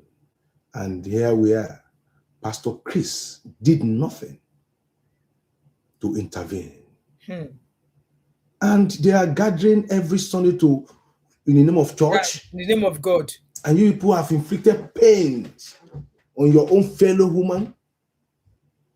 A man that accommodated you, a man that you drank his water, a man that you ate his food, a man that you slept in his house. Bashiru Ogbano, a man that accommodated you here in Canada, a man that gave you everything. Those of you abroad, you know how it's not easy to keep someone in your house for even for 2 weeks. Yes, so because you pay mortgage, you pay rentage every month here. You keep a man for almost 8-9 months in your house, feeding him. He's using your water. He's drinking your water, eating your food. it's shocking. And this is the same man that now came back to that house, started living with the wife of your benefactor. A man that, in fact, this is the man that even gave you the work permit you are using. Can you imagine? And Chris is aware of all this. That's why I told you that these people, they are demons. Chris Okafor is a demon. Up to this moment, Chris never got across to this man. Can you imagine? This man has been jumping from one room to the other, squatting with friends, because he has been chased out of his 6-bedroom house, bedroom mansion with a 2-bedroom basement. It's a very big house. I mean, a very mighty house. This man became a squatter here in Toronto. And Chris pretends as if he's not aware. This is the man that went to pick you, Chris, at the airport with his car. This is the man that brought you to his home. Can you imagine? Gave you breakfast, gave you lunch. For the days you came here for the crusade, for the day you came here for your magic. Because to me, you are not of God. You are of evil, Chris Okafor. I agree with you. Which means you guys are planned to come and plant Bashiru Ogbano. It was a planned work, to take over the wife of this man and destroy his family. It was a planned work. As I speak, this man has no access to his home any longer. Can you imagine? A house that is more than $1.5 million. Wow. He has no access to it. He's squatting from one room to the other here in Toronto. Is this of God? It's definitely not. Definitely. Or of demons? Definitely not. Pastor Chris will have settled that matter ab initio. Exactly. If truly is of God. He's the one that brought in Bashiru Ogbano into the picture. He's the one that contacted the wife of this man that is coming to Canada. And out of love, this man embraced you. Embraced him. Because of Christ, Christianity, he embraced you, thinking you are a real man of God, not knowing that you are a demon, Chris Okafor. Let me read your comment. Vivi said, that is not even his wife anymore, like reality. Exactly, because they've been separated for that long. So there's definitely, I mean, if I was the man, that would be the end of the marriage. For me, that would be the end of it. First, for those of you living abroad, be careful of people you accommodate in your house. In Nigeria, this cannot happen. Exactly. I mean, people that are coming now, for a month, they are already showing you the door. Find your way. Fourth said, this is not ordinary now. Forget about being fair or not being fair. Obviously, the woman allowed herself to be used. Whatever it is, I don't even know how she even got close to the pastor. Whatever relationship that might have happened should have been between her husband and the pastor, not her and the pastor. So, except she is a woman who was willing to do as well. I would imagine she was a woman who was willing to do, because how can you, like, from when to when did such closeness happen between her and the pastor? Like, how? How? And then your husband spoke to you that, okay, I don't like this. The man moved out. You still went to go and say you are cooking. There's no African restaurant in Toronto that he could order food for. And why would Pastor Chris go and plant the man in another family's home when the church has money? Why can't they go and rent for him? Why can't they go and rent accommodation for him? And they are now looking for him to be housed by some people. So this was definitely a planned work. Definitely a planned work. Absolutely a planned work. Vivi said, this is exactly what Dr. Shola has always been talking about. If you marry a partner, both wife or woman, that is a religious fanatic and jumps from pastor to prophet to alpha to babalawo, you will cry. See, and you know what? At some point, I used to feel somehow. I used to feel as if I was not serving God enough because I'm not jumping to NSPPD today. I'm not jumping to that tomorrow. I used to feel as if, oh, I am not serving God the right way. Maybe that's why most of my prayers have not been answered. But then again, I was like, the Bible says that even in your closet, if you call me, I will answer. Call me in the morning, call me in the afternoon, call me at night. Even if it were in your closet, I will answer you. And he also said that if 2 or 3 are gathered in my name, in my house, there is 7 of us. We are even more than the 2 or 3 that God mentioned. So by the time 7 of us gather together in our living room, I believe that when we pray, God will answer our prayer. So, I used to feel that way, that because I have this friend, she will jump at any. In fact, she bombards. In fact, there's 3 of them. They bombard my phone every morning with NSPD prayers. And the time that they are doing that prayer, me on my day off, I am busy sleeping. Because on a normal day, I wake up 5:30 every day. Even if I'm not going to work, I'm used to waking up at that time. So when I'm not working, I still wake up at 5 in the morning, but I just don't get out of bed. I just stay in bed till about 9 o'clock. At some point, I might doze off, and at some point, I might just wake up and do stuff.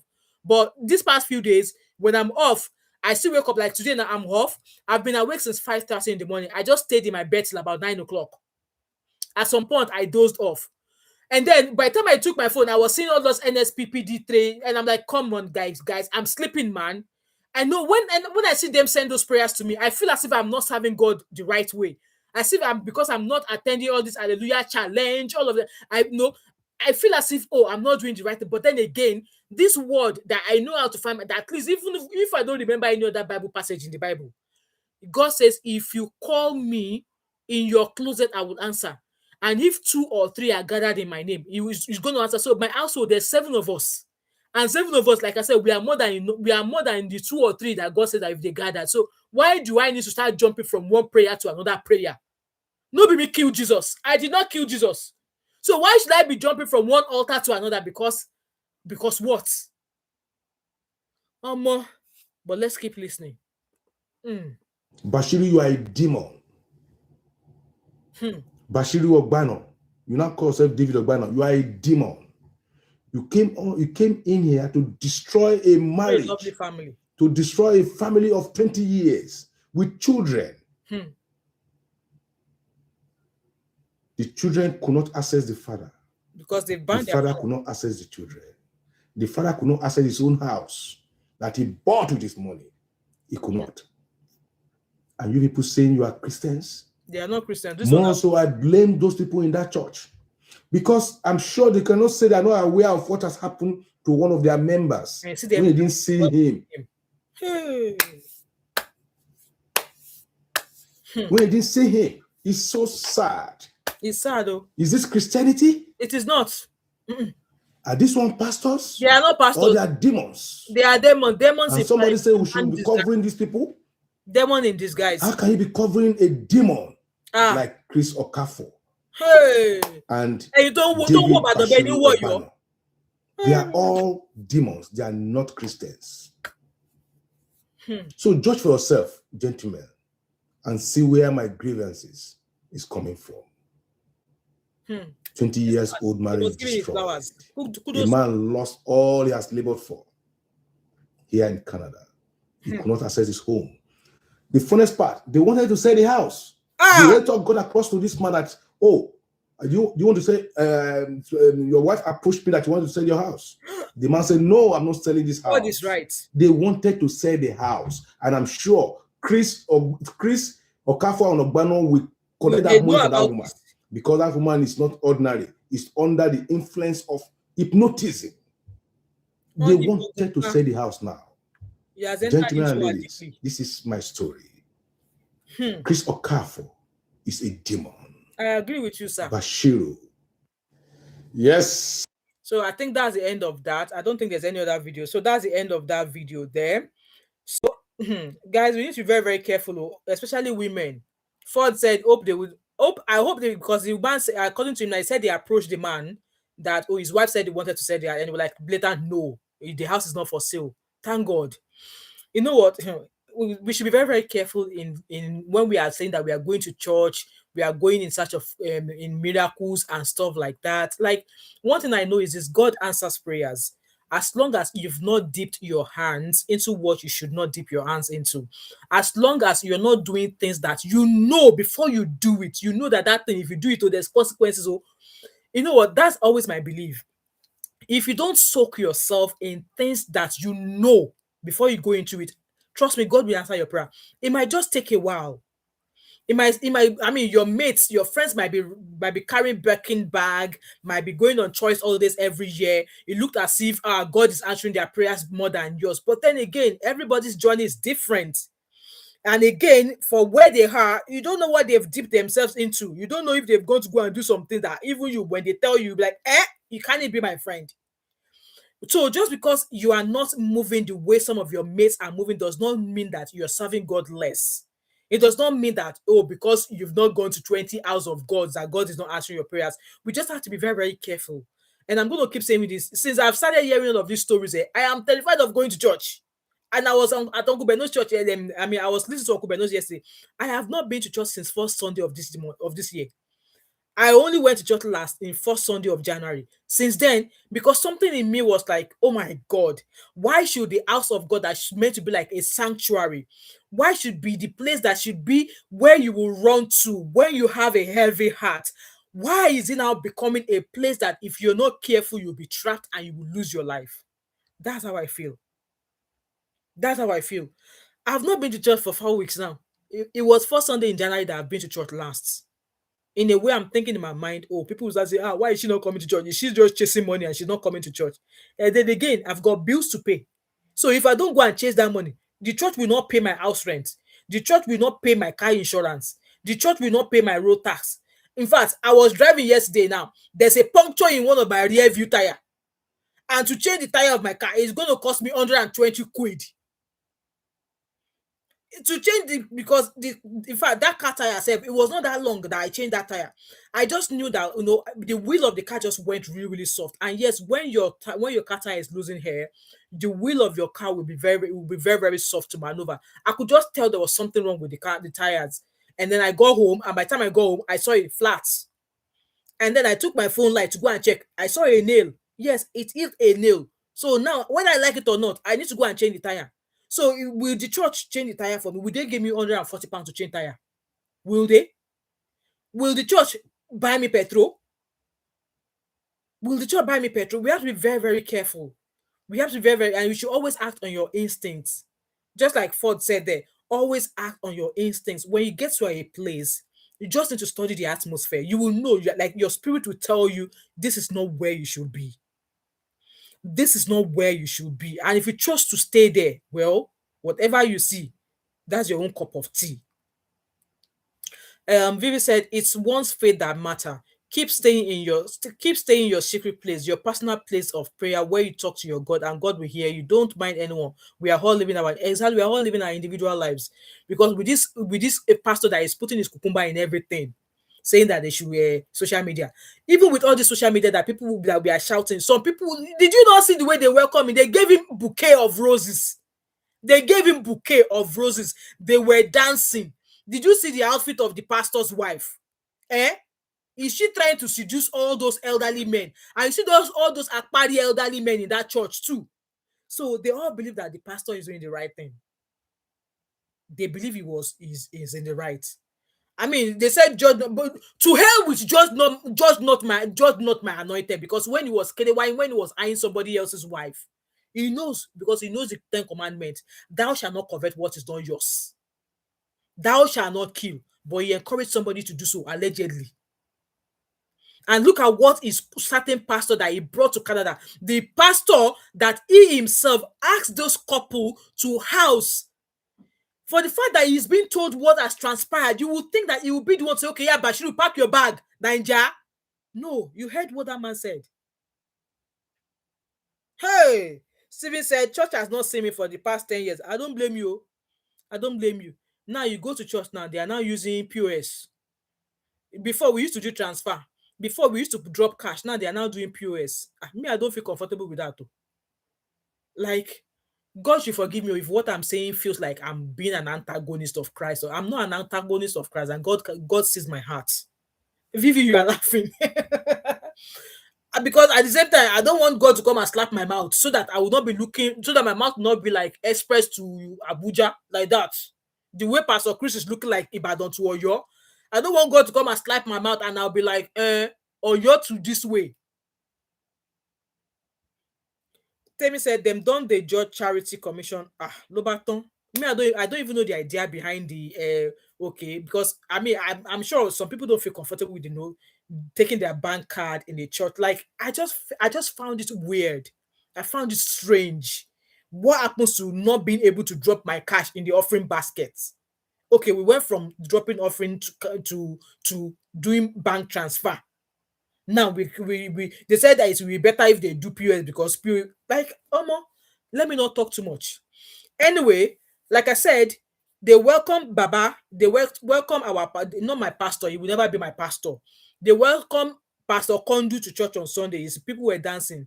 And I knew Doris Ogala will not rest. I knew Doris Ogala will set camera. And yes, I was right because she did. She dropped a video where she was crying, and I was like, what's wrong with this woman? There's another show that I'm supposed to do. I was meant to react on that interview, the second interview that Car Truth did with Ijele and Ruth Matthews. In fact, I think I'm going to do that one tomorrow. I'm not working tomorrow. I'll probably do it tomorrow night. She needs to come and explain how she was able to afford to live in Transcorp for 1 year. On top of actress salary. Like, Doris Ogala needs to come and tell us the kind of job she is doing that she was able to afford. So whoever it is that lodged her in Transcorp for 1 year cannot afford to put Bashiru in an hotel or something in Canada while they start their new business venture. In my own opinion, Pastor Chris and Bashiru will probably plan. They knew the perfect couple to set up for that case. So, like I said, Doris, she's a real case. She set up camera. Farm Sam said native doctors have left the villages and have now opened business centers, called it a church, and deceived many who are ignorant, tossed to and fro about him. You are right, though. You are right. You are right, though. Vivi said, it's also a way to make sure that there's no excuse not to give money. Okay, my own be say, I don't feel comfortable, and I drop my wallet at home. The only thing I'm removing from my wallet is my obviously my phone. I can do a bank transfer and my driving license. That's the only thing that leaves home between when I go to church. I don't carry my wallet. So if I don't carry my wallet, I can't do cash. I can't do card. I'm happy doing bank transfer. At least my salary they enter bank. I'm happy to do but POS in a church. I found it like as if it's like a sacrilege in the house of God. That's how I felt with the first time my church introduced it. Like it's like when Jesus were chasing all these people who are selling stuff when Jesus was chasing those people who turned the temple to a church. That was how I felt. That was how I felt when that POS machine was introduced. I just don't feel comfortable with it. My mind it just made me feel like, oh, this is a story. This kind of like come across as a story of when Jesus was turning the table of all those marketers at the temple of God. It felt like a sacrilege to me. That was how it felt. Anyway, like I said, I'm still going to react to that car video where he interviewed Ruth Matthews and Ijele, where Ruth Matthews answered a lot of questions. I was meant to do it today, but guys, I was just tired. So let's go and listen. That will be the last part of this live stream. I've been here for almost 2 hours. Let's go and look at the drama that Doris Ogala has been doing since they welcome Papi or they welcome Daddy back to church. Let's go. Let me share my screen with you. Hey, let me go and find it. I actually saved a page. I actually saved a collection called. In fact, no. Let me go straight to her page. That is it, because nowadays she's been doing a lot of deleting and all of that. She posts something, she deletes. So at first, this was the video she posted. Her brother. Her brother seems like a fine, but they look alike, Sha. She posted this image of her brother saying, "My star boy, rest in the Lord," all of that. And then the next video she posted was this one. She did not say anything there. She was just like that for a few minutes. And I was like, man, I can't watch this. I need to protect my mental health. She was just sitting down there, crying. See her. For your healing. Crying. crying. Meanwhile, I saw a post where it says that that the court or a judge has actually has banned Doris Ogala, Very Dark Man, and a few other people from using Pastor Chris's name or his picture or something like that. If I don't think I will find that page now, but I'm sure I saw something similar. So here, she was pretty much just crying. No word though, nothing was said. And then this one, it was this one that got me upset, that got me mad. See, what's this? What's that? What is this? I think she needs correct water. She needs correct backhand. Like, tell me, what's this? What's that? What's that? Let me ask her. What's that? What's that all about?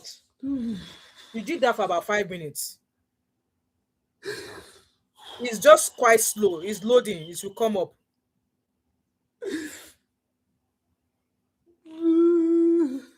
Let me stop sharing again. I don't know why it's slow. My laptop is giving me a hard time, but let's go back again.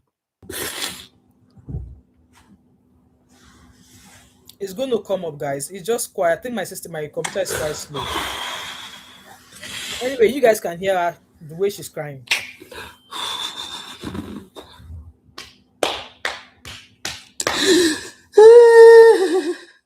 Is this? I don't know why it's blank.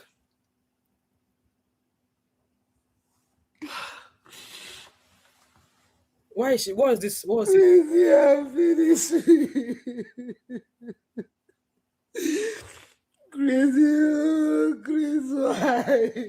Chris.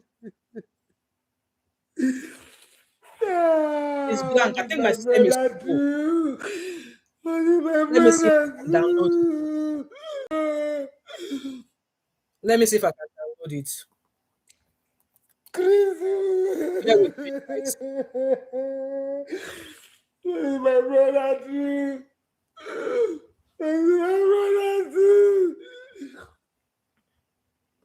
Let me see if I can download it. I'll try and download it, guys. My brother too.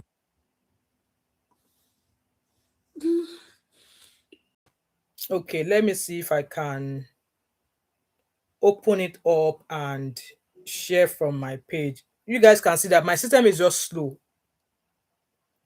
Let me see. Okay. I'm waiting for it to load so we can watch it together. Now, let me see if I can share my screen from here. Bear with me, guys. Share screen. Okay. Let me go here.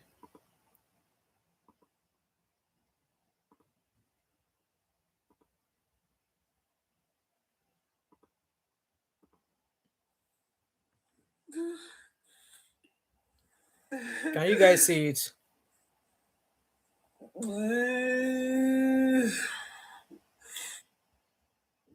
That's the video. Yeah, so she set up ring lights.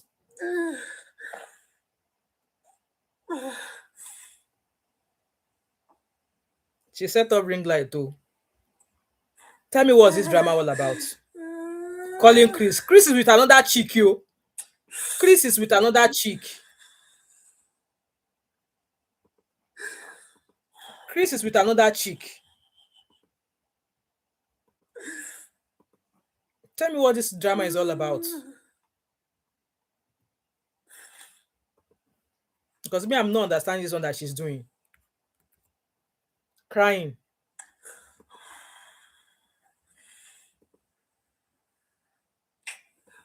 That's what she was pretty much doing.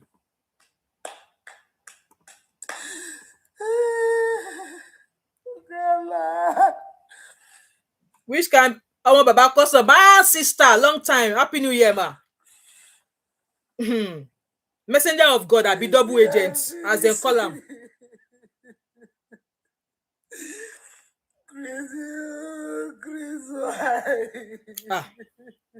Me, I don't understand anymore now. Oh.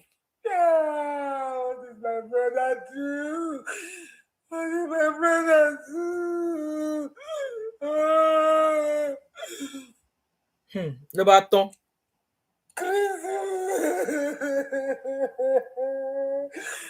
My brother too. Exactly. I saw what the video she did where she was begging Mercy Johnson to release Angela Okori. She even misyan the thing that she's not even supposed, like she talks anyhow. She talks anyhow.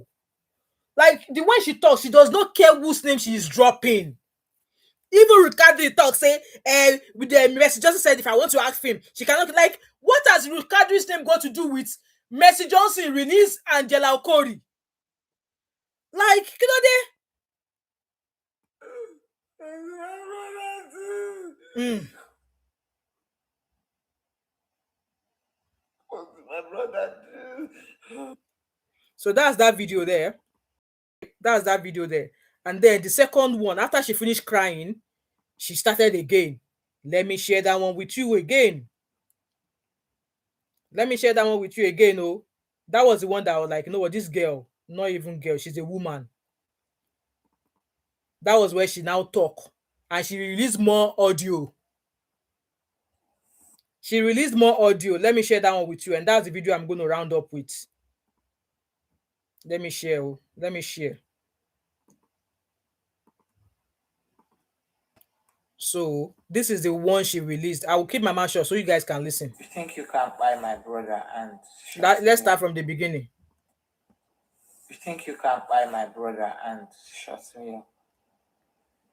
You think it's okay, right? You think you can use the judicial system to shut me up? Okay. You have something else to talk. It's unfortunate the system we're in. When someone tries to speak out, many people are paid come to shut the person up. Okay. They told you that they have done damage control for you. They have changed the narrative of this matter. That is why you feel comfortable to open your gut to tell me that after accusing you of buying my brother, then I expect you to marry me. When it comes to breach of marriage contract, of course I'm going to sue you. Nezeville, come and tell us the law. Nezeville should come and tell us the law about marriage contract. Oh, did he write a contract with her that he will marry her? So she said she's going to go to court. Nezeville, please help me. Somebody should help me tag Nezeville. She should do a video and come and educate us. Well, is there a law that says that she can sue if a contract was written? If it is a promise of marriage, the same thing as contract of marriage? Me, I don't know law, and Nezeville will help us. But let's keep listening. And then again, you know what? The way she's actually carrying herself, she's carrying herself as the Messiah. Because now she's involved, she's everywhere. When Tonto DK released a video last week saying that she has, reconciled with her ex-husband, people said Doris Ogala took a part in how Tonto DK's marriage ended. Angela Okori was arrested by Mercy Johnson. She too, she has a say. That is how she came out to say she had an expose to do on Senator Natasha Akpoti-Duaga. Till tomorrow, we've not heard anything. She is everywhere. Doris Ogala is everywhere. Now, Ruth Matthew said people should just bring Doris Ogala to her face, that Doris Ogala is a kidnapper, allegedly. That was what Ruth Matthew said. Ruth Matthew said Doris Ogala is a kidnapper, allegedly. That all the things she's saying, that Doris Ogala cannot tell her that she does not know where baby testimony is.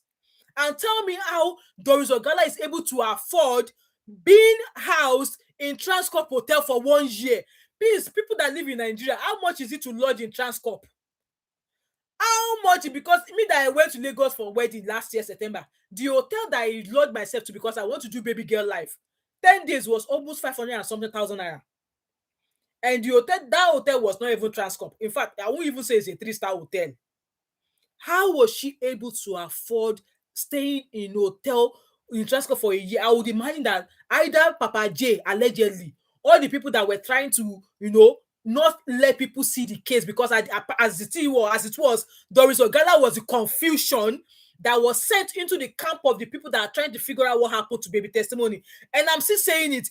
If Papa J does not know anything about baby testimony, why is he raising armies to stop people from trying to help Ruth Matthew to find her son? Why send Doris Ogala as a confusion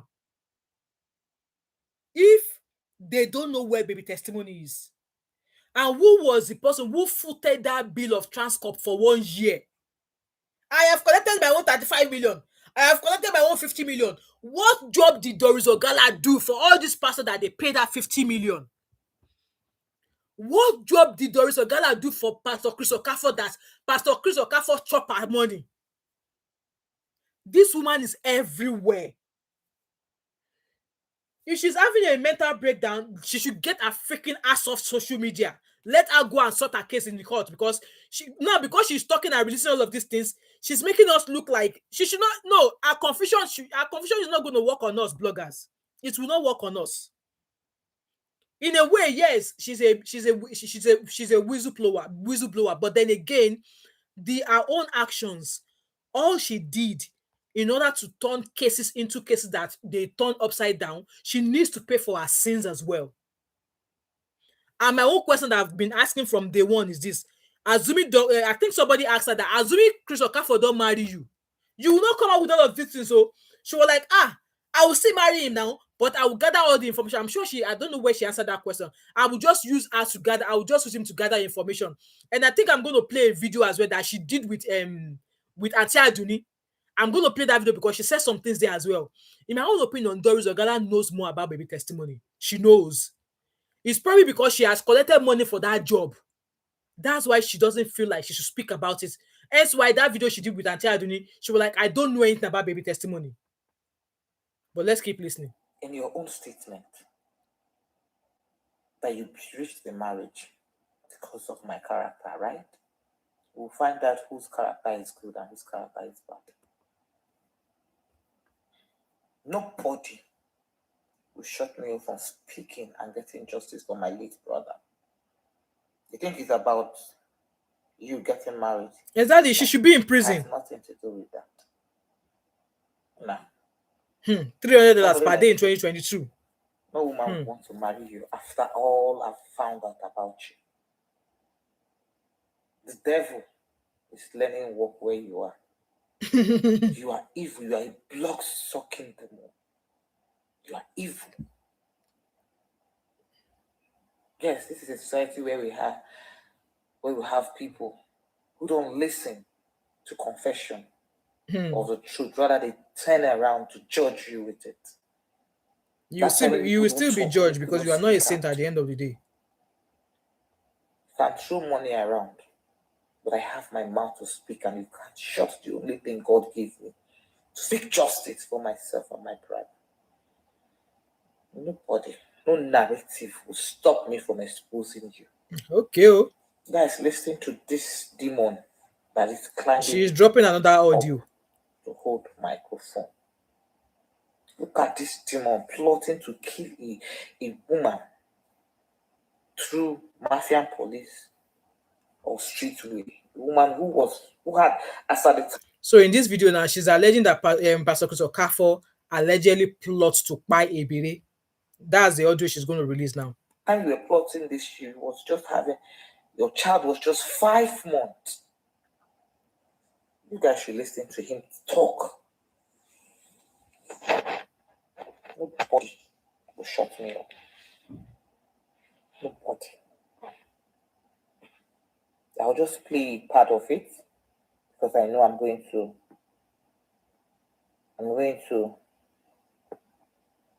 to play the full voice note and conversation. Listen, guys. Guys, please like and share as you're here. Please like. Hurry up now. Wish you.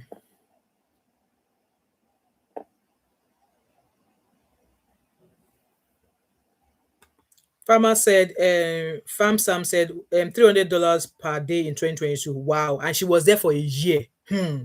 When I knew that another lady Chris was dating in the US was also an agent working for Chris. So Doris and that lady were trying to impress Chris working on Ruth. Ruth was just a pawn. I don't know why it's taking her so long to Now, the new person has taken will sit down. Very true. Safe is there. Very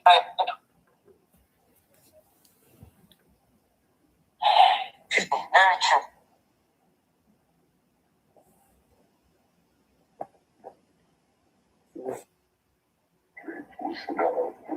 Okay. Then the girl. No, she has not left that house now. The new person has taken over. So probably she thinks that they are advising her. So I have the voice notes.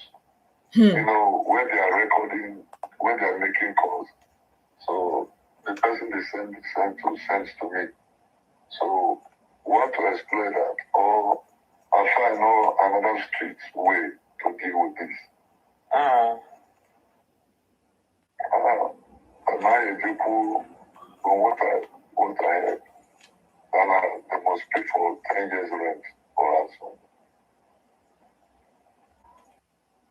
Yes, so that's not. Now you have to come back.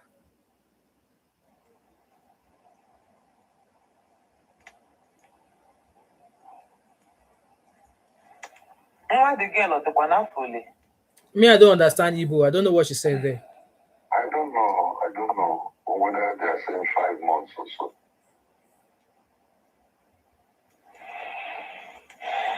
Sometimes we are converted, sometimes we're not.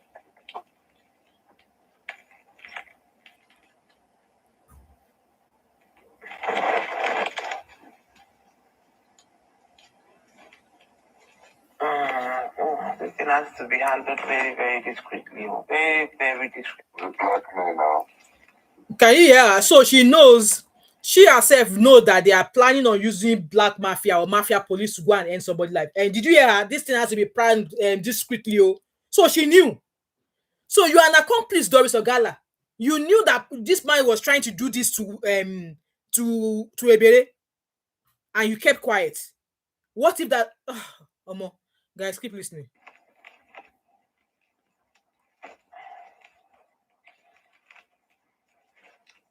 When are you coming back, sir?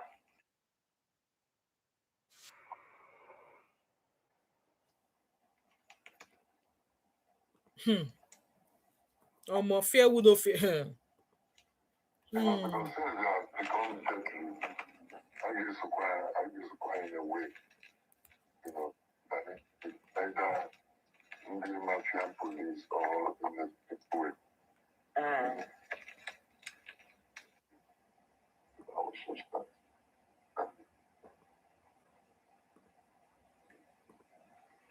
But what about the girl, sir? Have you been able to calm the girl down? Which girl? This girl that is trying to blackmail you with a child. I can't talk to her. Why will I talk to her? You talk to her, you are empowering her now.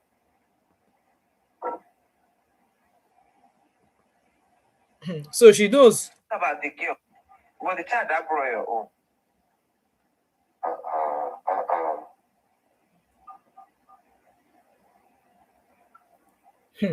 So, I will leave it here for now, so that you people will see the kind of devilish man this man is.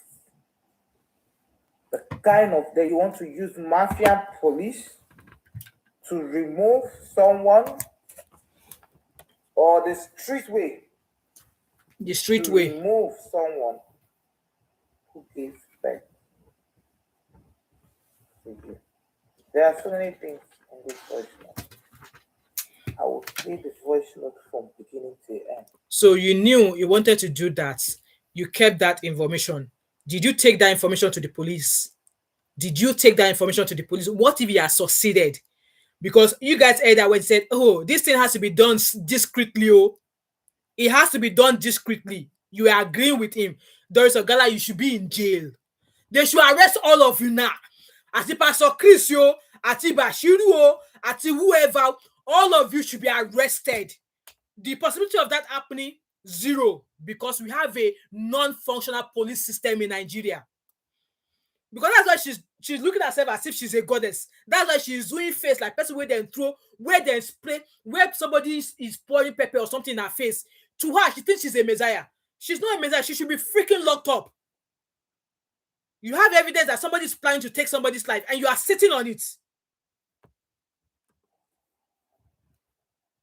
Omo. This is why many people don't come out to talk. They have paid people to change the narrative of this whole thing.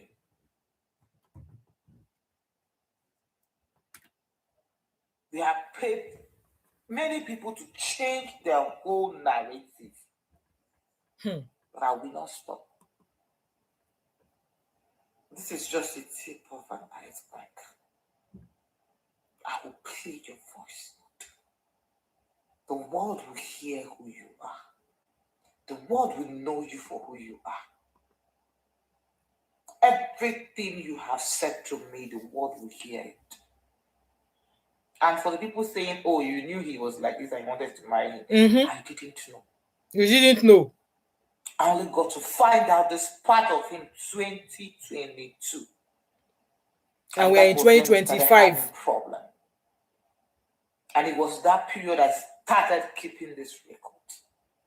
When I realized that this is a blood-sucking demon. He wasn't like this. He wasn't free with me like this. Since when I knew him, since 2017. It was 2022 that this man showed me who he really is. And listen, you are the one who reported to Zone 2. Why are you not pushing the police case? Because they had ordered that your altar should be opened. Your altar will be opened. That I assure you. That I assure you. I will not stop until I see you exposed. You have all the money. People are contributing money for you every Sunday. Don't be deceived by the crowd you see. Most people, almost them, they are under hypnosis. Whatever that is in that altar is what is keeping that crowd. The more the maggots, the more the crowd. The more the maggot, the crowd. Like say anything from now till tomorrow. Those people, their eyes are not open. They are under hypnosis. They know what he is. They know who he is. They know what he does, but they can't leave because they are chained. That I will expose you even when you go to get power. Everything. I will expose you. So that was that. Okay, that was what she had to say there. So let me play the video of where she was saying to Auntie Aduni that she does not know anything about baby testimony, and then I'm gonna just let that video play and I'll round up, guys. I've been here for some time. I'm tired. I need to. The pizza that I ordered is not here yet. I don't know why it's taking forever, guys. I'm starving. So this is the interview she did with Auntie Aduni. So I'm gonna let that video play. Let me share with you guys. Let me share with you guys. So where she said that she knew nothing about baby testimony.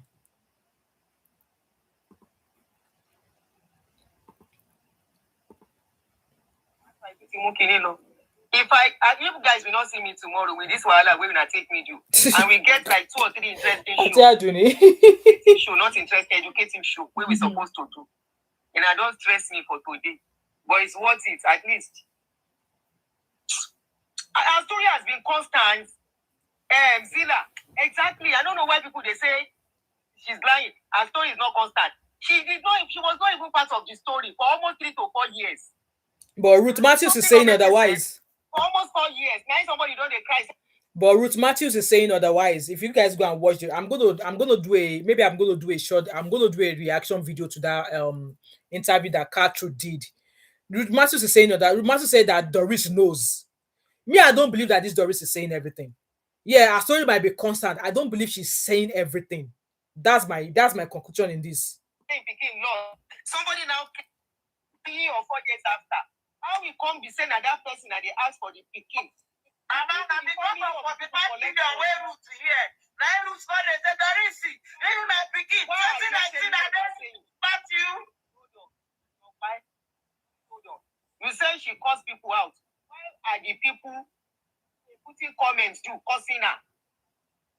This one now, Victoria, oh yeah. I'm blocking you. Somebody who call her now before people are giving Auntie Aduni a hard time. So do live stream is not easy. You think all those cartridges when they do recording, they don't know what they are doing. They know what they are doing. They know you not let them do the show. When you're gone, but the right question to ask, you will just confuse everybody. You think it's very easy. So even get them to come and talk on social media. You'll be crying, Auntie, bring the You know, Auntie calling her, missing her call. I don't go there grateful. Pressure on her, say, Doris, come and talk. You need to come and talk. By herself, say, Auntie, I need to speak for the last time. I said, no problem. I said, but if you are coming to speak, we are talking about the baby testimony. You said, I'm ready. I don't know what all of you want to hear. You put something when be our own on her neck. Exactly, Famsam. For 3-4 years. People know say picking miss. Sorry, I'm not causing those that are supportive. Now the ones where they tell me say 45 million that big money. She's not causing people that are supportive. No, that's grateful. Now see, you know my condition, Will not forgive me.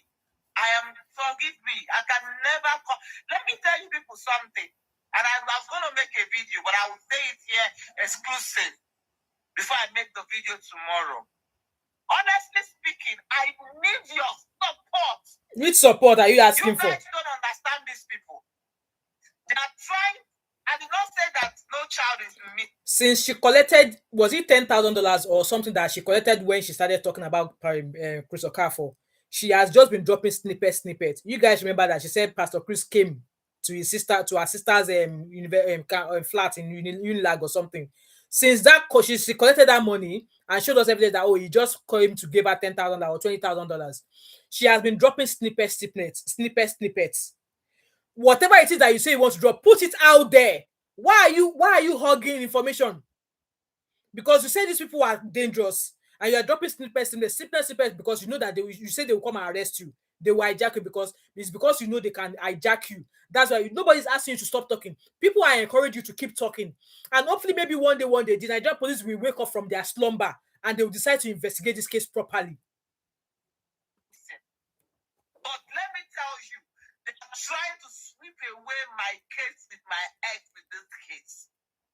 Doris does not know anything about this child. My name is not supposed to be there in the first place. He proposed this thing to me in the police station. But you were known as a different name. I can't even remember that name that Cartruth was calling you. During the case of that baby testimony, she was not known as Doris Ogala. She was known as a different name. I can't remember the name of my head before. If anybody remembers, please drop it in the comment section. She was known as Chioma something. She was not known as Doris Ogala then. Confused. Let me tell you something. Even if I am a Chioma Johnson, thank you, Vonnie. If I have offended you, let me not lose. Others have been having their way. Look at Halima Abubakar. Look at Bethel Tobo. At the end of the day, they will take you to court and make you to apologize, even when your story is true. Have pity on me. Stand by me. I am going stand to by you. As what? Even if I have offended you. Exactly, Stephen. Even if I have said what you don't like knowingly, don't let them win this case. They will make it be like 30 other case. And there are 1,000,001 girls waiting to see me win before they will speak out. There are people that don't have the voice I have. Please, hate me if you want after this case, but do not leave me. I am not lying to you. They want you guys to hate me. They are enjoying it if you curse me. They are enjoying it. It's not a joke. I'm an actress, yes. But if it takes acting to bring out the truth, let me act. Okay.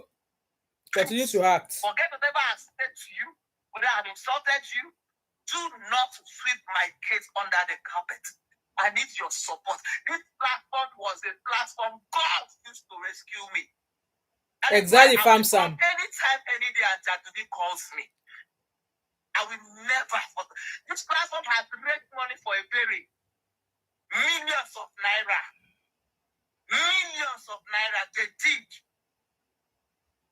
Millions. Please. Forget whatever I have done. We can't forget, though. We can't forget. Sweep this kid like Alima. Lotopo. Don't let them do it like every other person. I might have done my wrong. I might have committed fornication, atrocity with them. Maybe God allowed me to do it because I am a stronger version.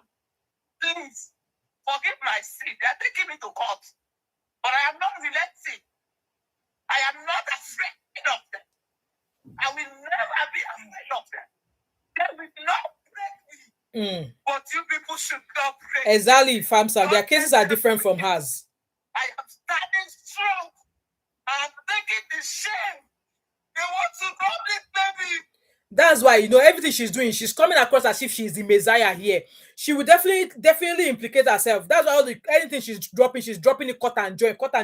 Put everything out there, the way it all happened. And now let's see, maybe people will not stand up to your defense.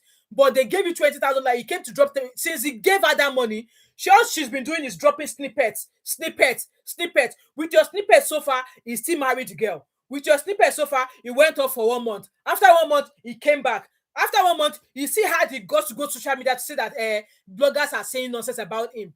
If you are putting facts, like I said, if you're going to do an exclusive at somewhere, you do an exclusive, you put all the evidences out there, because he is saying now that she's lied against him.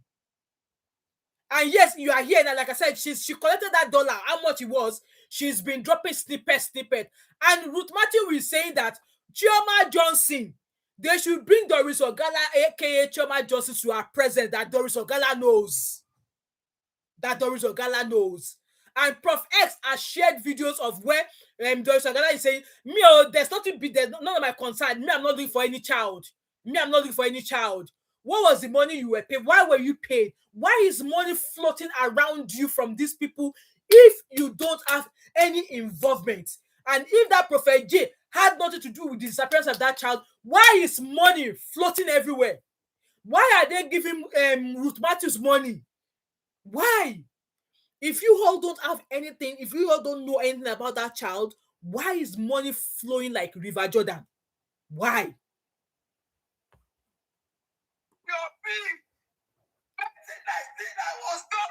Oh, crocodile tears.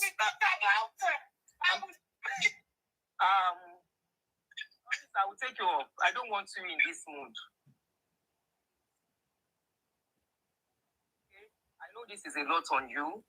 Exactly, Famsam. I even heard that it was a certain police officer, when they took that case of baby testimony, it was like, again in the same church, that this is not the first time. So all the other people whose children has gone missing from that Papa J's church, they need to come out. Who knows, maybe he has used money to block their mouth as well. Because if a police officer can say again that was not the first time or second time they are bringing case of a child missing in that church, then the Nigerian police are actually failing these parents whose child are going missing in that church. Hello, Traflog. Welcome, my brother sister. How are you? I'll be rounding up soon, guys.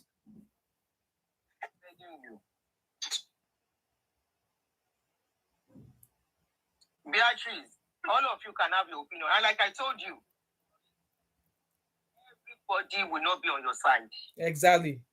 Everybody, even when they listen to you, believe what they want to believe. Yes, and you can't change that. Exactly. You keep saying Thank you, Traflog. If you are strong, these are the things you should respect. Look at the few people. If out of 100 people, 5 people say we are holding your hands, that's something.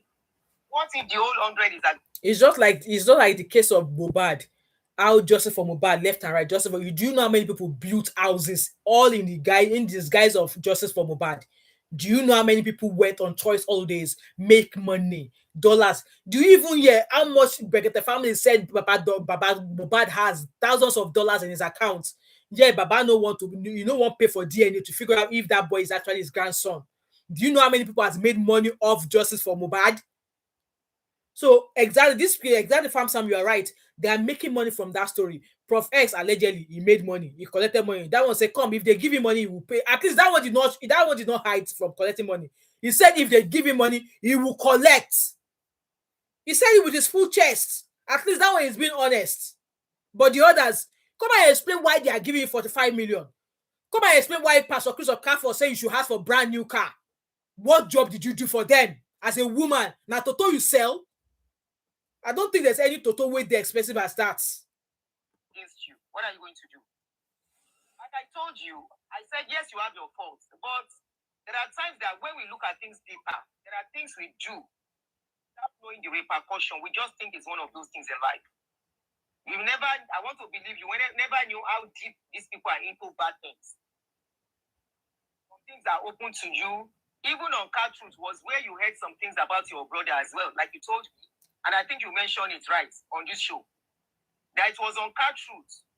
You know some things about your brother. Okay? Yes. And If I'm some true now, yeah, maybe Toto is not that expensive for 45 million naira. In a normal country, when this kind of a thing is done, this kind of a situation is going on, I won't stop saying it. Everyone will pay for it. But some people are going to pay more than others. In a normal society, where we have somebody that is ready to expose evil, government will stand by that person. It's unfortunate the kind of country we have. We are still talking about this man's sperm issue. We have not even done anything about that. Anyway, that's the end of that video there, guys. I'm gonna go have I was only gonna be here for an hour and 45 minutes or something. It's been 2 hours. In fact, Abby, come and give me my flowers. I have been here for 2 hours 20 minutes. Abby, come and give me my flowers. Anyway, guys, this is a very, very shitty story. Like I said, if this case happened here in diaspora, Pastor Chris will be in jail. I'm sorry. It will be there will be some, his church will be closed. And in case of that Bashiru, let me go around higher class in you.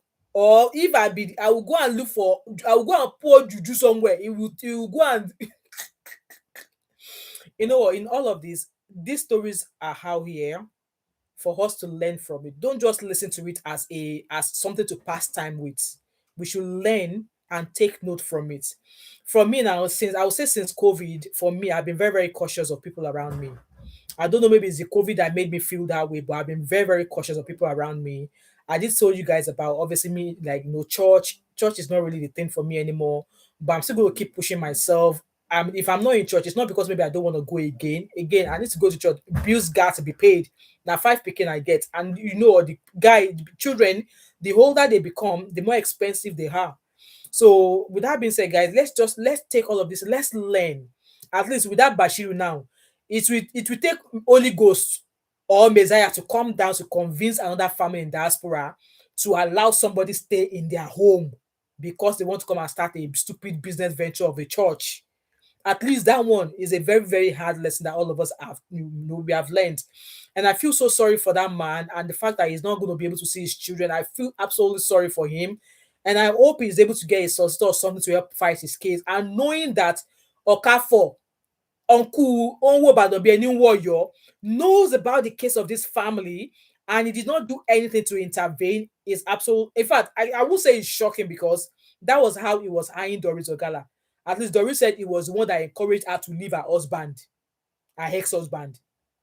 All of this story, guys, don't just take them because they are entertaining or because they are gossip. Even me, that I'm saying I'm learning from it. I'm learning, and some of these things you can never tell where you will find yourself. It might not even be you that you find yourself in this kind of situations. It might just be somebody around you. Maybe you might observe something. Maybe from all of these stories you have heard, you'll be able to give that person one or two advices, and it's up to them to take that advice. Either they take it or not. At least you've done your own. But in all, guys, let us be very, very careful. It's sad. Well, like I said, Nigeria is another history book that needs to be studied. I will be very, very careful. If you're going to go to church, be wise. Let all your tentacles be at alert. If you're going to go to church, be very, very careful. Be very, very careful. That's all I'm going to say. As for this Doris Ogala, her case is now a cinema to me. I'm going to turn her case to cinema because normally I would have rushed. I would have rushed to go and carry Gilly, but I've got headache today. I've got migraine. That's why I'm not sitting down to do a sit-down video. I've watched this video since morning.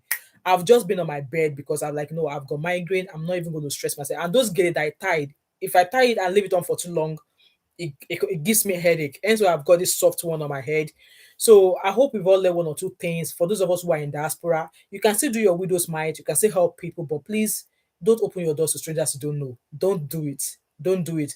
Myself and my husband, we learned a hard lesson. We were helping some Nigerian people, offering them a flat, and then they did us dirty. Now we've learned any Nigerian that come to this Glasgow, now you're on your own. Yes, I be Niger. After I don't say hello to you, I'm on my way. I might not even say hello to you. Only if you make a move to say hello to me. If you don't say hello to me, I will look, I will turn my face left. And I've been doing that in the past few weeks. I've actually met a few people. I know they are Nigerians because at times they you know, when they stare at you, they can tell straight away if you're Nigerian or not.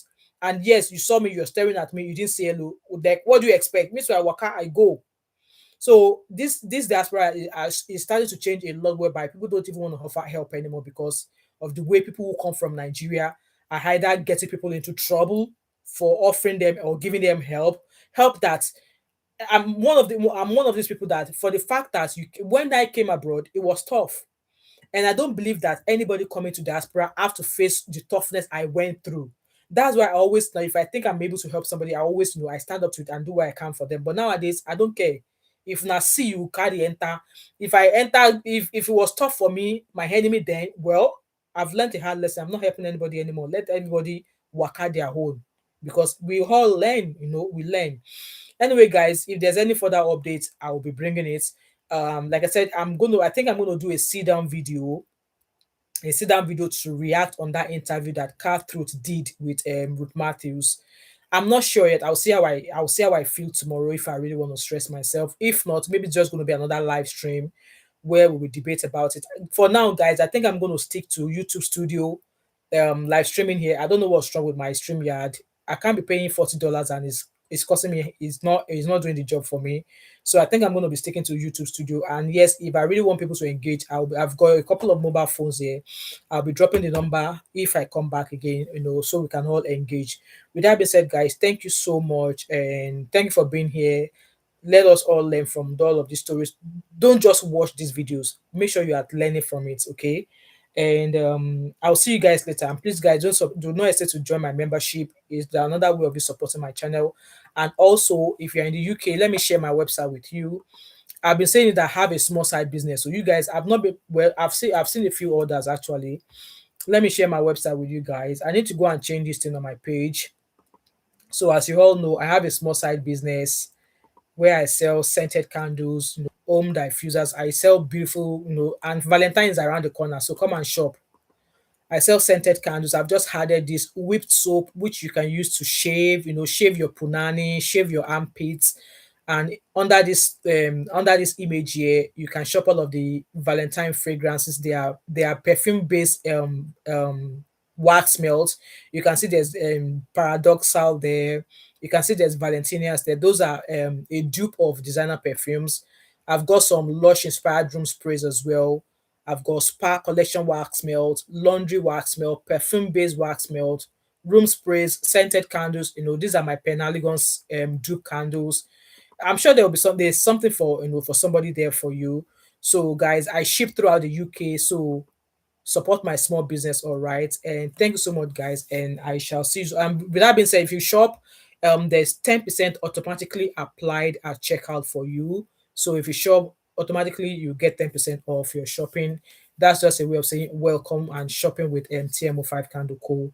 And yeah, with that being said, guys, thank you so much, and I'll see you guys later, all right? And have a fabulous Monday evening wherever you are. All right. Fam Sam said it gets funny because she wanted to use car through. Yeah, she said car truth is now. What did she say again? The car truth as what was the English she used again? The car truth has done something. He has been. The word is in my head. I just can't get it out. As if like he's been infiltrated. That is, Truth has been, he has gone to go and maybe allegedly collected money or something. That's what she's alleging. The Truth has been compromised. That's the English. She said Truth has been compromised, and that one gave her water in that interview. I love how that one replied, even though he's soft spoken, but his mouth is bad. Yeah, so I think we'll be back for that. Yeah, compromise. Thank you, Ngozi. He said Truth is now compromised, and I'm like, is this lady all right? Not be the same Truth you run to. Not be the same Truth you run to. Omo, this is their case. They'll be all right. Last, guys. I'm gonna go. Thank you so much for being here, and I shall see you guys later. All right, possibly tomorrow. I'm just gonna be chilling because I'm back to work on Wednesday.